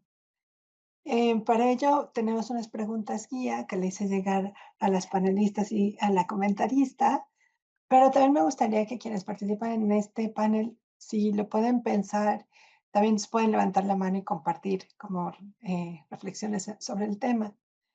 Entonces, voy a proceder a leerlo, pero también me gustaría como rescatar dos cosas, ¿no? Una es esta idea del perdón, del disciplinamiento de los cuerpos en las ciudades y en el espacio, ¿no? Porque yo creo que esa experiencia compartida del balonazo es algo que todas como niñas hemos vivido y que parecería una cuestión que pues pasa, pero en realidad desde otra óptica no solamente pasa, ¿no? Sino que alguien permite que pase y alguien replica esa práctica y alguien pues le quita importancia y eso hace que algún grupo de personas usen el espacio con toda legitimidad y otras no. Entonces, bueno, de esto hay muchos trabajos, pero sería bueno como invitar a la gente a que pues cambiemos nuestras prácticas, ¿no? Ya sea al momento de jugar o al momento de educar a quienes están jugando o al momento de eh, pues dejar pasar esta cuestión solo como un hecho más de la vida. Y esto creo que también se va hacia la apropiación del espacio público urbano de las mujeres, en el tema de el acoso cuando corremos, en los carros que te persiguen cuando estás usando la bici, en la falta de la infraestructura, ¿no? Como empezar a desnaturalizar lo que damos por sentado y cambiar las cosas. Y entonces, en este sentido, les quiero hacer una primera pregunta que es, ¿por qué hablar de la apropiación del espacio público urbano de las mujeres? Y además, ¿por qué hacerlo desde el deporte? Que en mi opinión es una de las cosas que hacen que las mujeres disfruten su cuerpo en público, que creo que no hay nada más radical que una mujer disfrutando de su cuerpo, donde todo el mundo puede verla y como algo legítimo y que debe de estar ahí. Esa es una primera pregunta. Y la otra pregunta es que cuáles son los retos específicos. Y entiendo aquí que estamos hablando de distintas ciudades y dentro de las ciudades de distintos espacios, ¿no? Pero también creo que es muy importante pensarlo porque eso nos va a dar pautas para lo siguiente que es qué hacer, cuáles son las propuestas, qué ejemplos se han hecho, qué podemos retomar de aprendizajes, ¿no? Entonces, si les parece, les doy la palabra a las panelistas. También, por supuesto, Rebeca, si quieres contribuir a esta reflexión, es el momento. Y luego abrimos las preguntas al público. Vamos en el orden que está la presentación, si les parece. Sí. Entonces, Magdalena, adelante, por favor. Bueno, pues yo creo que es que hablar del espacio, de la apropiación del espacio público es como la prueba ácida, ¿no? De la democracia urbana. No podemos llamar público algo que solo es justo para la mitad de la población, porque no solo brinda libertad a la libertad de la población. El resto tenemos que ajustarnos a restricciones. En mi habitar por diferentes estados de la República, yo podría decir que incluso estas adecuaciones que los corredores, las corredoras tienen que hacer por los usos de los espacios, pero también de los tiempos, que ahorita lo comentaban un poquito esto de tener tantas actividades. ¿Cómo que se corre? Yo a veces cuando platico esto, porque dicen que los locos que corren a las 5 de la mañana, porque no hay otra hora en que correr, ¿sí? Entonces, y cuando nos dicen, es que corren, ¿y por qué no se van a ir a dar la vuelta al parque? Y yo, sí, pero cuando nos toca una distancia larga y tenemos que correr 10 kilómetros o 15, es un entrenamiento, no podemos dar 15 vueltas a un parque. Entonces, lo que se utiliza para correr es la ciudad. Esta ciudad se convierte en un recorrido vivo que se traza con anticipación, que se reconoce el territorio, que se conocen esos recovecos de la ciudad, que se usan los estacionamientos que no están siendo utilizados en la madrugada para correr sobre ellos, que se utilizan todos aquellos lugares que están muertos en las noches o en las madrugadas o en los fines de semana en las primeras horas. ¿Me explico? Porque si no, las personas tendríamos que hacer recorridos muy largos, por ejemplo, para ir a correr al Ocotal, ¿sí? Una muestra, o al Desierto de los Leones. Entonces, significaría que tenemos que trasladarnos en vehículo, lo cual siempre nos causa a nosotros mucha risa, porque tenemos que trasladarnos en vehículo 1 hora para correr 1 hora en otro lugar que está alejado y ya gastamos gasolina, si ya fuimos a otro lugar, ya tuvimos que almorzar allá, quizá llevarnos loncho, comer allí y luego regresarnos. Es decir, hay una serie de elementos que configuran la práctica deportiva en espacios urbanos que nos implica pensar la ciudad de otra manera. ¿Sí? Y que no nos hemos dado, las políticas públicas actuales no se han dado este espacio para hacerlo y pensarlo así.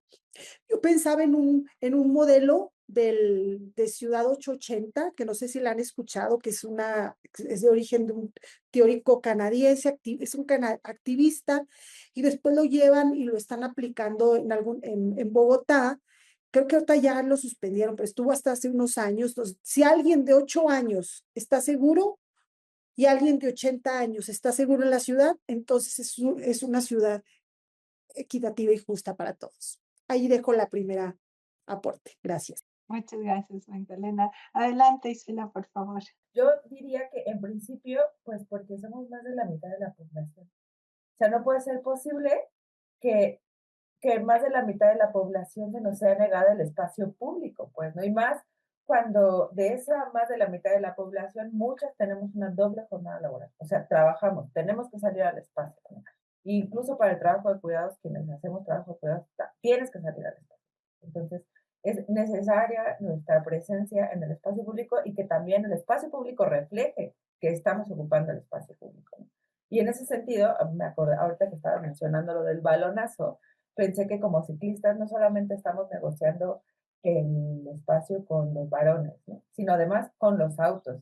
Vivimos en este caso en una ciudad que privilegia a los automóviles particulares, aunque quienes los utilizan son un porcentaje mínimo de la población, y además tienen una distorsión perceptiva, porque ellos creen que justamente, porque además la ciudad se los dice todo el tiempo, que es su ciudad, ¿no? Yo he peleado con mis vecinos. De hecho, esa infografía que les enseñé la hice yo para mandarla al chat de WhatsApp.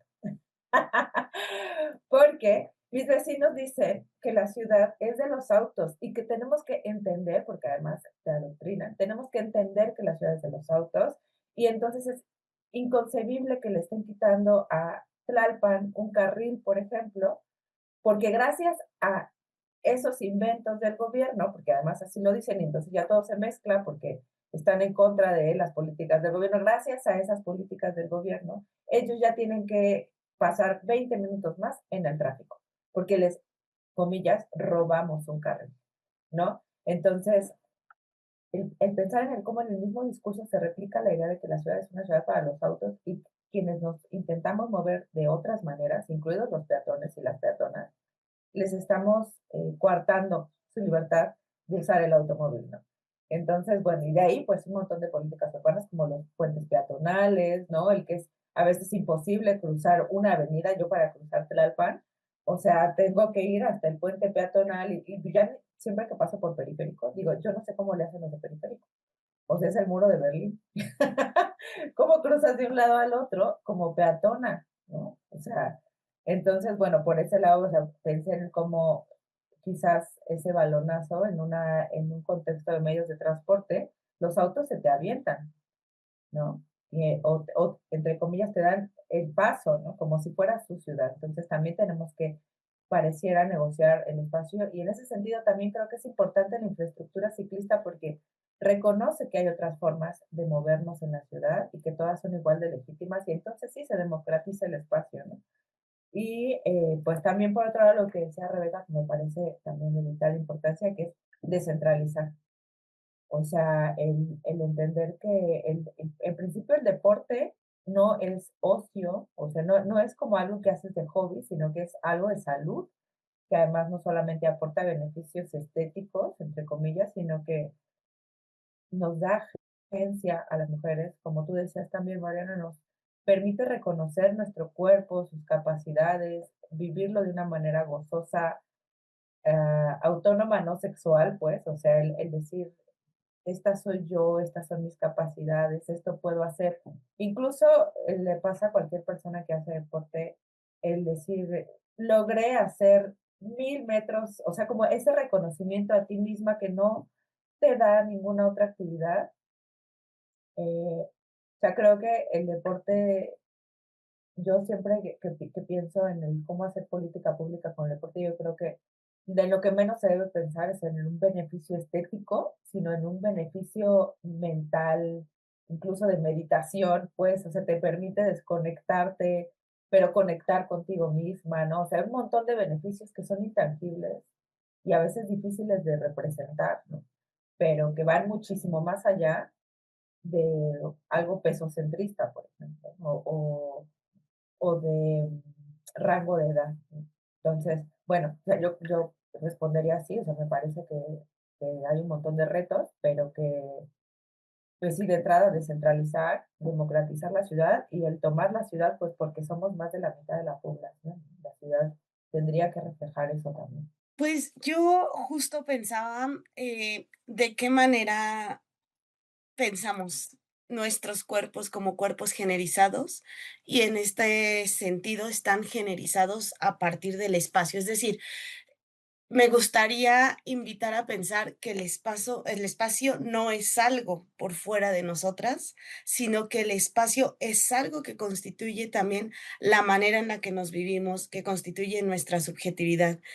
En ese sentido, el habitar los espacios se hace o se puede hacer a través de distintas maneras de habitarlo. Y por eso a mí me parece fundamental pensarlo desde el deporte, porque tal como decía ahorita Isela, primero, la práctica deportiva para las mujeres implica habitar cabalmente el cuerpo.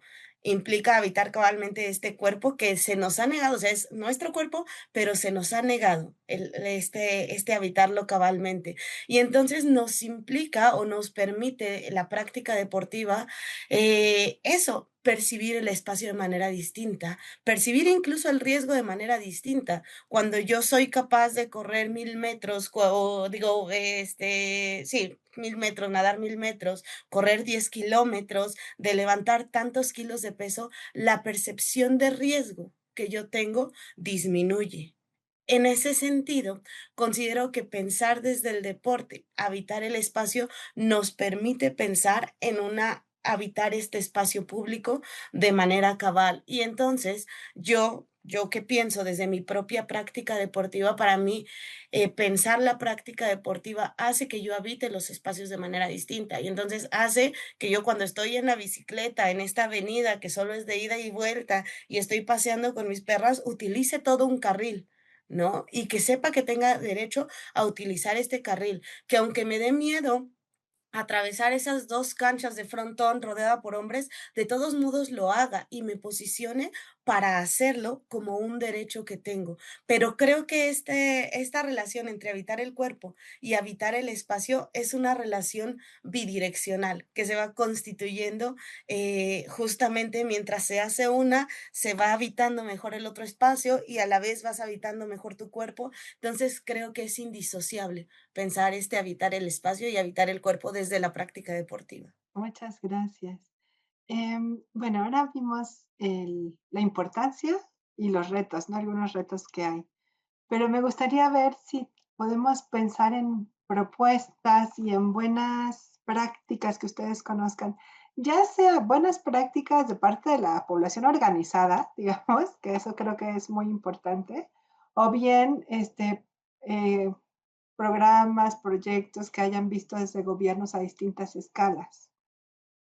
Porque yo creo que ahí sí es algo que sale de las distintas sectores de la sociedad para que la gente pueda vivir la ciudad de forma amable, igualitaria, pues viene de todos lados, ¿no? Entonces, no sé si ustedes pueden compartirme algunas experiencias que les vengan a la mente y también si el público que está aquí en el aula conoce algunas experiencias, puede pedir levantar la mano por el, con el emoticon. Adelante, pues les doy la palabra ahora sí. Quien quiera, Isela, Magdalena, Rebeca, adelante y luego ya, Magdalena o Isela.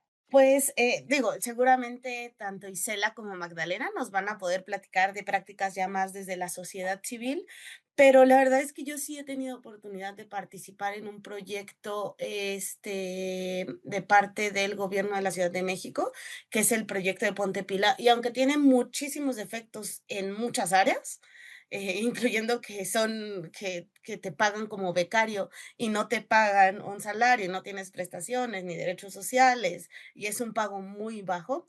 Lo que sí es cierto es que este programa lo que busca es llevar el uso del espacio público y la apropiación del espacio público a distintos espacios, sobre todo a espacios o áreas de la ciudad periféricas. Entonces, a ti lo que te dan como promotora deportiva es esto, tú tienes que atender a cierta población, pero tú tienes que ir a buscar a la población, a los espacios donde está la población y tienes un poco como que gestionar estos espacios públicos. Entonces, en ese sentido, este programa con una mucho mejor fortaleza en términos de seguridad laboral, pero también aquí es donde yo me di cuenta que todos los espacios públicos deportivos están concesionados. Es bien difícil, incluso como promotora deportiva de la Ciudad de México, llegar a utilizar los espacios públicos.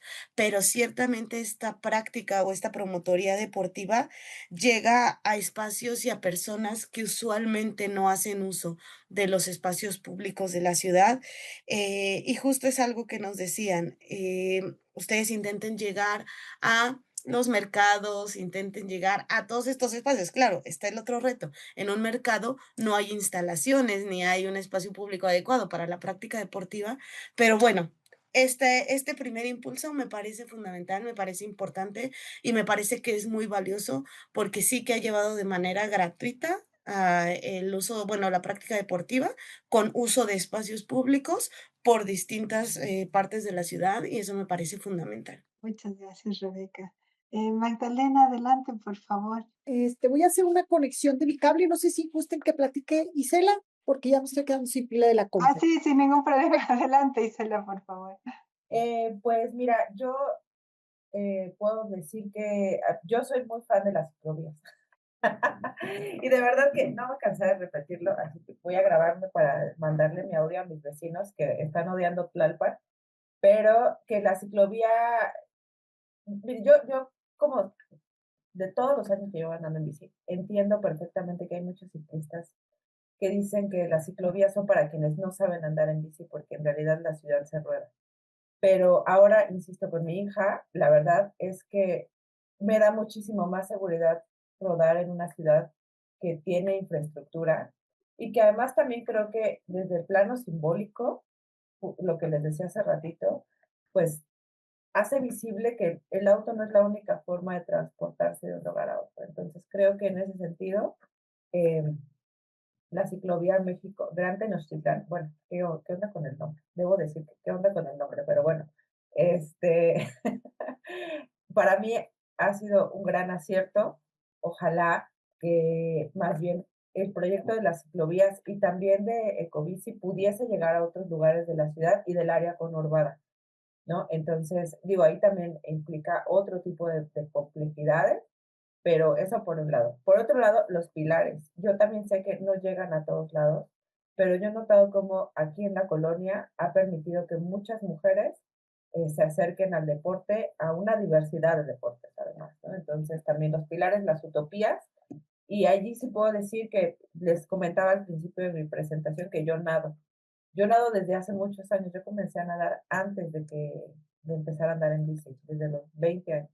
Nadaba en una universidad, en mi universidad en ese entonces. Encontrar una alberca pública es una aguja en un pajar y siempre están saturadas de gente. Y nadar en albercas privadas es carísimo, o sea, es algo que no toda la población puede costearse. Y en ese sentido, pues también crear infraestructura, o sea, infraestructura descentralizada y infraestructura diversa, porque también, o sea, se crean centros deportivos y qué es lo que ofrecen. Fútbol, básquetbol, eh, voleibol, correr. Y si quieres hacer otra cosa, ya no hay más. Y por la misma la ocupación del espacio, por parte de los varones, de repente, pues, ¿quiénes ocupan más tiempo las canchas de fútbol? Los varones. ¿Quiénes toman las actividades, no sé, el básquetbol? Varones en su mayoría. Entonces, también el pensar en una diversidad mucho más rica de deportes que puedan ofrecer los centros deportivos. Por otro lado, así yo mi lista de Santa Claus. Si Claudia Sheinbaum, la doctora Claudia Sheinbaum me está oyendo esto, también el que las mujeres, el incentivar y permitir que las mujeres podamos acercarnos más al deporte. Yo creo que, yo les puedo decir que yo en su momento me acerqué al deporte en la universidad porque necesitaba terapia ocupacional por que necesitaba distraerme, pues, ¿no? No fue una cosa como que yo dijera, una mañana necesito hacer deporte. Y en ese momento yo tenía disponible una alberca porque había en mi universidad. Pero creo que debería haber mucho más campañas que lleven a las mujeres o que inviten a las mujeres y que les digan, mira, si en tu colonia puedes hacer esto, ¿no? Y en horarios además que se adecúen a las actividades de las mujeres, porque a veces ponen, no sé, Zumba a las 11 de la mañana o a las 3 de la tarde, que es cuando muchas mujeres vamos a recoger a nuestros niños, y es como imposible. O sea, al hecho de no tener tiempo le sumas el que no hay horario. Entonces, el que se hicieran estudios reales para sondear cuáles son las necesidades de las mujeres en zonas específicas, porque además también eso, no puedes hacer extensivo un programa en la colonia Portales, lo mismo que en Xochimilco, ¿no? O sea, las dinámicas de las mujeres son muy distintas y el entender los contextos y con base en ello poder hacer extensivo un plan de fomento al deporte también me parece. Y bueno, ya sumándome a la carta de Reyes de Rebeca, pues también sueldos dignos. Una no puede hacer maravillas con 3 pesos, ¿no? Entonces que también hubiese presupuesto. Y también lo noto con mis profesores de natación, mis entrenadores de natación, que de repente pues sufren también con eso, ¿no? Entonces, bueno, eso ya, yo no soy promotora deportiva, pero también creo que no hay manera, o sea, he sido maestra y es como la queja también de quienes damos clases, ¿no? Una no puede dar educación de calidad si estás pensando en cómo vas a cubrir tus gastos de la semana que entra. Entonces, también eso, un sueldos dignos para quienes se dedican al fomento del deporte. Muchas gracias, Isela. Ahora sí, Magdalena, pasamos contigo. Adelante. ¿Por dónde voy a empezar? Miren, yo quisiera decir, aprovechando que se habló un poquito de varias experiencias vitales, no solo en específico de las investigaciones que realizamos. Yo no sé si ustedes sepan, pero los maestros de educación física que antes existían en el nivel educativo básico donde yo he trabajado, están desapareciendo desde hace varios años. O sea, cada vez las plazas para maestros de educación física se van desapareciendo en los niveles educativos de las escuelas públicas, por supuesto estoy hablando, y pues lo que sí está significando también que en los niveles educativos pues ya no haya esa motivación y esos espacios para la práctica del deporte, ¿sí? Entonces eso es por algo y eso es algo grave, muy grave, ¿sí? Otro, eh, los motivos que las corredoras expresan para inscribirse en los clubes de deportes, generalmente me llaman a mí mucho la atención en comparación con los de los hombres que están más alineados a temas de salud.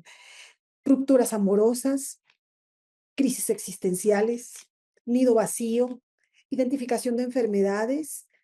Entonces, realmente el deporte se convierte en un espacio para ellas que no solo es de salud, sino también que redunda en su bienestar socioemocional. Entonces, yo creo que por ahí es fundamental reconocerle ese lugar. Y desde luego estamos hablando de clubes o espacios de deporte que las mismas mujeres se organizan para hacerlo.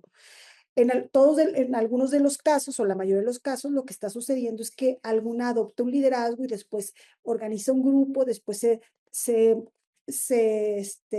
profesionaliza un poco mejor, cobra ciertas cuotas que generalmente son módicas, conoce muy bien la ciudad, organiza los tours, etcétera. Entonces, Esto no está siendo reconocido todavía por las administraciones gubernamentales en ningún lado, tampoco en el norte donde yo he estado está reconocido. Entonces siempre se hacen estas como grupos paralelos, deportes que se hacen de manera paralela y por lo tanto se organizan como pueden. Se crean sus propias formas, sus propios mapas para configurar la ciudad en la práctica del deporte. Entonces yo empezaría quizá por ahí. O sea, esto es como una cartografía viva que ya existe y la creación como de una plataforma donde corredoras, caminadoras, ciclistas mapeen esos espacios como puntos de riesgo, ¿sí? No sé, como un tipo de experiencia encarnada de que esté diciéndose en vivo, está pasando esto, si hay una condición aquí de riesgo. Yo creo que eso no sería tan complicado, se podría realizar, se podría trabajar en una iniciativa para ello.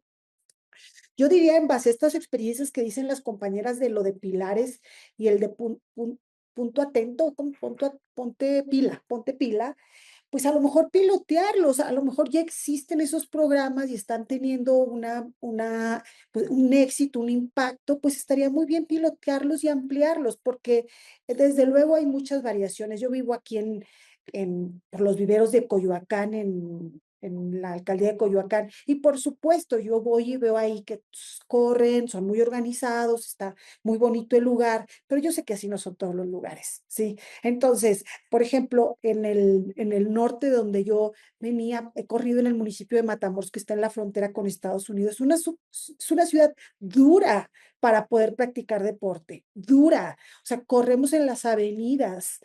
Entonces, y también ese es otro factor que no hemos sumado a la discusión, el tema del clima. O sea, el clima modifica también muchísimo la práctica. ¿Por qué se entrena en el norte a las 5 de la mañana? Pues porque a las 7 ya está el sol, llegamos a 42 grados. ¿En qué momento vas a andar corriendo, vas a andar en bici? Es imposible. ¿Cómo vas a desplazarte a tu trabajo en bici? Llegas toda empapada de sudor, toda cochina, entonces ya no vas a poder llegar a una oficina así. Entonces, yo creo que atender a toda esta variabilidad de escenarios territoriales, espaciales, temporales, nos podrían permitir hacer una iniciativa que realmente responda a grupos de población específico. Totalmente de acuerdo ahorita con Isela, con el tema este de los espacios, de las infraestructuras que se crean y que después se toman por grupos y ya no las tienes.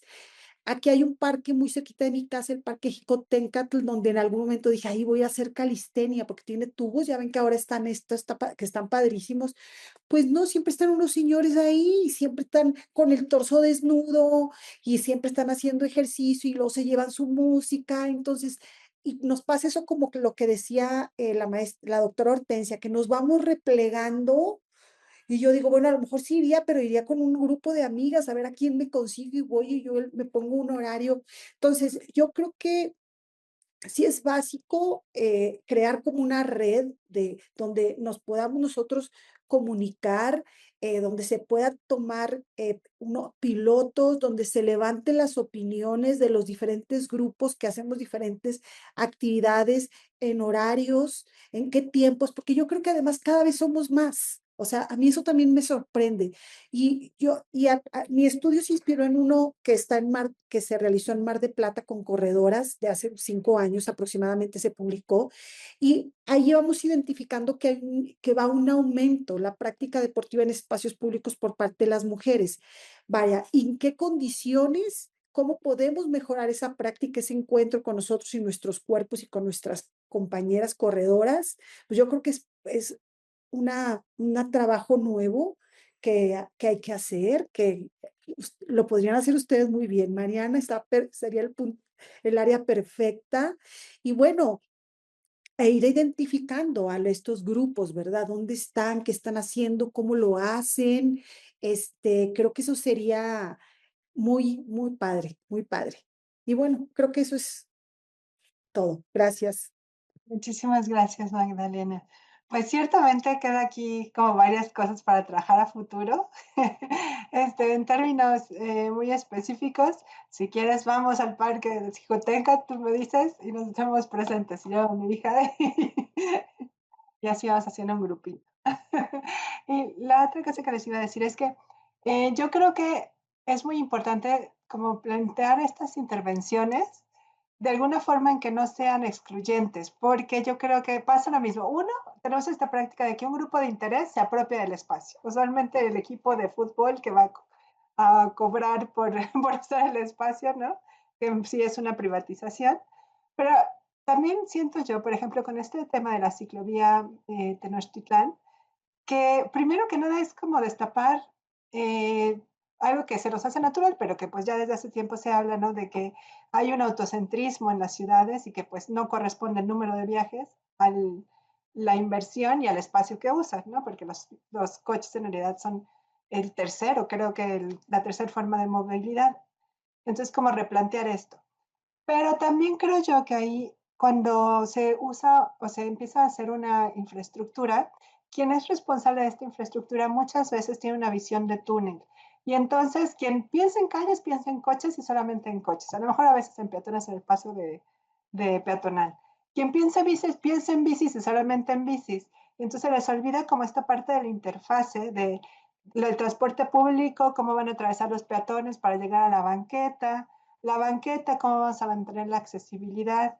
Y entonces creo que sí hay que hacer un esfuerzo, ahorita que está el proyecto de la ciclovía, para que sea lo más incluyente posible, porque creo que ahorita están justo desarrollándose y es muy buen momento como para plantear que sea, que vea como no solamente al usuario un señor en bicicleta, sino a lo mejor a una señora con sus niños en bicicleta, a lo mejor a la señora mayor que va a atravesar del camión la ciclovía, la banqueta, y no sumar obstáculos a la población más vulnerada, ¿no? Sino hacerla más seguro y mejor. Lo digo esto porque vi un prototipo de banqueta que alguien empezó a hacer, que para evitar que los ciclistas se vayan por la banqueta, como que decidieron poner pues un camino que no sea directo. Y entonces eso puede funcionar para alguien que sea muy, pues adulta o adulto sano, pero yo pienso, yo con mi hija que ahora ya camina, pero hace un año no caminaba muy bien, pues mi hija se caería ahí en esa banqueta, no lo lograba. Y mi papá, que tampoco ve bien, tampoco lo lograba. Y entonces yo creo que hay que empezar a hacernos como más sensibles de cómo logramos que todas las personas que estamos en el espacio público pues, estemos consideradas, que no nos excluyan, ¿no? Entonces creo que eso es bien importante. Bueno, ahora el foro, no sé si alguien del público quiere compartir algo, una pregunta, un ejercicio que conozcan sobre el deporte y apropiación de la ciudad, o algo que le quieran preguntar, por supuesto, a nuestras panelistas. Ahora es el momento. Nadie. Bueno, no hay ningún problema. Yo les iba a preguntar si tienen algún enlace a su trabajo. Isela, tú pusiste el enlace al libro, pero no sé si lo puedes dejar en el chat, a lo mejor. Y Magdalena y Rebeca, no sé si tienen algunas referencias o material que podamos consultar. Y Lucía Millán dice, ¿qué espacios de ejercicio del deporte urbano conocen? Espacios como redes de acompañamiento, cuidado, como en el caso de las varias argüenderas que forman una colaboración para habitar la ciudad desde el deporte de la comunidad para quienes vamos empezando.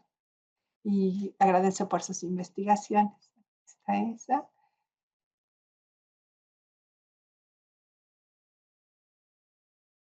Y bueno, yo quisiera ver si nos pueden dar una reflexión sobre cómo aprovechar el impulso que se está dando al deporte por el Mundial de Fútbol y cómo aprovecharlo para que no sea un impulso excluyente, ¿no? Que no se convierta en señores sin camisa bebiendo cerveza. ¿Cómo es impulsar, aprovecharlo para que sea algo bien incluyente para poner el deporte como en el papel que merece en nuestra vida cotidiana? Este, y bueno, aquí está, no sé quién quiera, si alguien quiere reaccionar a estas dos preguntas, les doy la palabra. A ver. Sobre la infraestructura del Mundial, pues vuelvo a la ciclovía. Me parece que me mandó el gobierno infiltrada. Pero, y estoy muy de acuerdo contigo sobre el pensar también en otras formas de movilidad, porque también pienso que todas, en nuestra mayoría, somos peatonas y a veces como que se nos olvida que somos peatonas, ¿no? Como que opinamos como que invisibilizamos nuestros mismos trayectos peatonales, pues, como que no pensamos en el cómo tenemos derecho también a tener una infraestructura segura para cuando caminamos, ¿no? Eh, Nos acostumbramos a que a replegarnos, como decíamos hace rato, hacia los autos, cuando vamos a cruzar la calle, ya normalizamos que los autos se pasen los altos, ¿no? Eh, entonces, bueno, o sea, creo que hay que pensar en otras formas de movilidad y también en otros cuerpos, ¿no? O sea, pienso en las personas, yo siempre estoy pensando en esto, cómo lo cruzaría alguien con silla de ruedas. O sea, yo de verdad no sé cómo las personas con silla de ruedas se mueven, porque si es eh, cruzar Tlalpan para una persona, o sea, que puedo caminar, que no me duelen mis rodillas, pues cruzar Tlalpan, ¿cómo es para alguien que no, no? Y además todas vamos para allá, todas y todos, pues vamos para allá, ¿no? Me pienso ahora en mi propia mamá, le duelen las rodillas, y en el cómo tiene que planear sus trayectos para no subir o bajar escaleras. Y entonces eso ya la limita muchísimo para, pues no puede cruzar avenidas porque hay puentes y los puentes se suben con escaleras, se bajan con escaleras. Hay avenidas en donde los semáforos duran muy poco y entonces tú ya ubicas y dices, ese semáforo no lo cruzo a un paso despacito, pues, ¿no? Entonces mejor cruzan por el bajo puente, que además implica que pues tengas que hacer un recorrido mucho mayor, como todo eso, pues, o sea, que estoy completamente de acuerdo, pues hay que pensar, sí, o sea, sí me emociona mucho la ciclovía de Tlalpan, pero por supuesto que tiene muchísimas áreas de oportunidad, porque además también uso el camión. Entonces pienso, de por sí es súper complicado subir y bajar del camión, porque los coches, vuelvo, eso sí soy enemiga de los autos. Los autos se paran en donde hay parabús, en donde es la parada del camión. Ahora que están haciendo las bahías para los camiones, allí se paran los autos y es como, es que la bahía no es para ti, la bahía es para el camión, ¿no? Y el camión está moviendo a 200 personas, o sea, no es para ti que estás esperando. Ayer me pasó pelearme con una señora porque paró su auto en la bahía y se estaba maquillando. Y yo, señora, está en la bahía. Pero bueno, en sí pensar, o sea, todos y todas, pensarnos en todas las posiciones. O sea, cuando vamos en el auto, cuando vamos en el camión, cuando vamos en la bicicleta, e incluso cuando vamos en automóvil. Pensarnos así. Y también, ah, así, hablando de movilidad, el que ahora que estuve investigando ya es como el paréntesis, investigando para la infografía, el también tener datos, o sea, ya pensando en cómo hacer política pública, tener datos sobre otros vehículos como los scooters, las motocicletas, que ahora se están volviendo también una problemática vial, pero ni siquiera hay datos para poder decir cuántas motocicletas hay, cómo podemos crear infraestructura para las motocicletas que se están volviendo también un problema en la realidad. Entonces, bueno, pero eso ya, también se lo voy a mandar a Claudia Sheinbaum en un correo. Oh, muchas gracias, Isela. No sé si Rebeca o Magdalena, ¿quién se anima?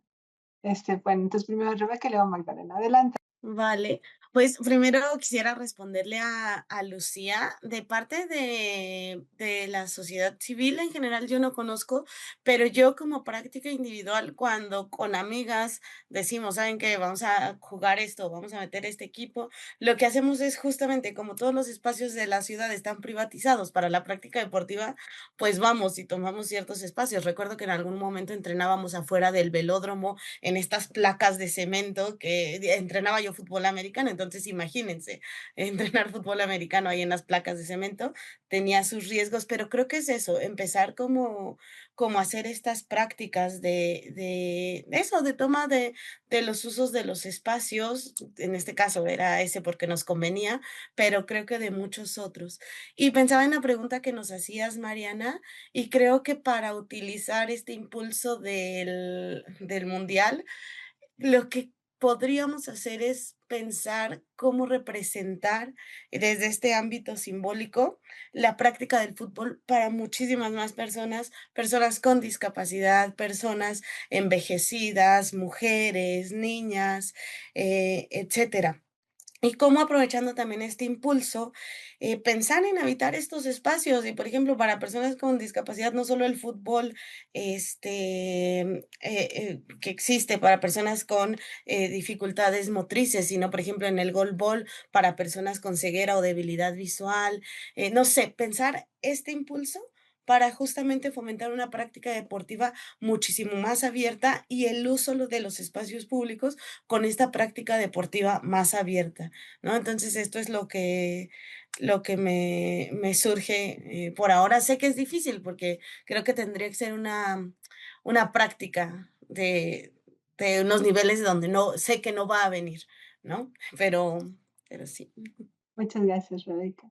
Adelante, Magdalena. Ay, Rebeca, pues dime dónde andas porque yo te voy a ir a apoyar y vamos a ver, vamos a ir a tomar espacios para ir a hacer deporte. Es necesario. Bueno, ahí nos pasarán los contactos, Mariana, por favor.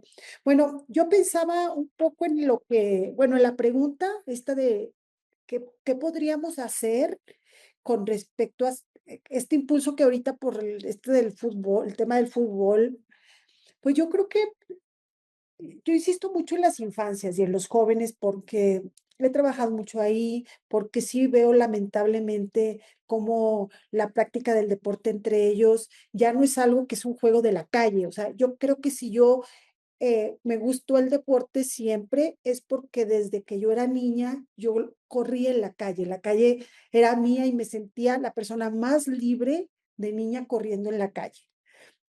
Entonces vivía en un barrio bravo en Monterrey, donde no sabía yo que las mujeres tenían restricciones de cosas que no podíamos hacer. Eso no existía en mi barrio. Entonces en el barrio todos corríamos igual, nos peleábamos, todos jugábamos al béisbol, todos jugábamos al fútbol, hasta ya que me cambié a otro barrio, ahí es donde alguien me dijo, las niñas no pueden hacer eso, pero hasta los 10 años yo no sabía que yo no podía hacer algo. Entonces creo que eso es algo que siempre me ha marcado y por eso siempre me he metido a hacer el deporte que he querido. Entre ellos he hecho box muchos años más box que correr. Entonces, aquí cuando observé que el box se puede hacer en las plazas, como lo hacen en varios lugares, dije, esto está fenomenal.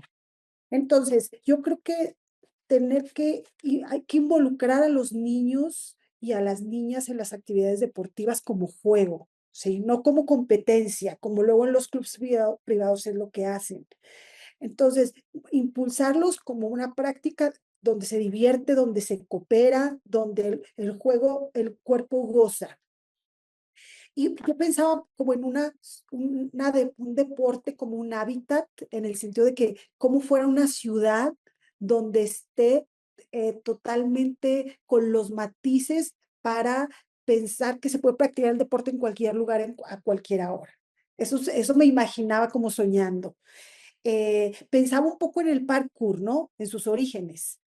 Y esto de que de alguna manera era forma de tomar la ciudad como estuviera y de la manera que fuera para apropiarla, para practicar, pues un juego, en realidad al principio era un juego que después se instituye en un deporte. Entonces, yo creo que tendríamos que verlo desde ahí, desde que es un juego, ¿sí? Más que un tema de estar en un buen estado físico, ¿no? Sino es algo que es un juego, sí, y de esto, desde luego también que hace suya la ciudad.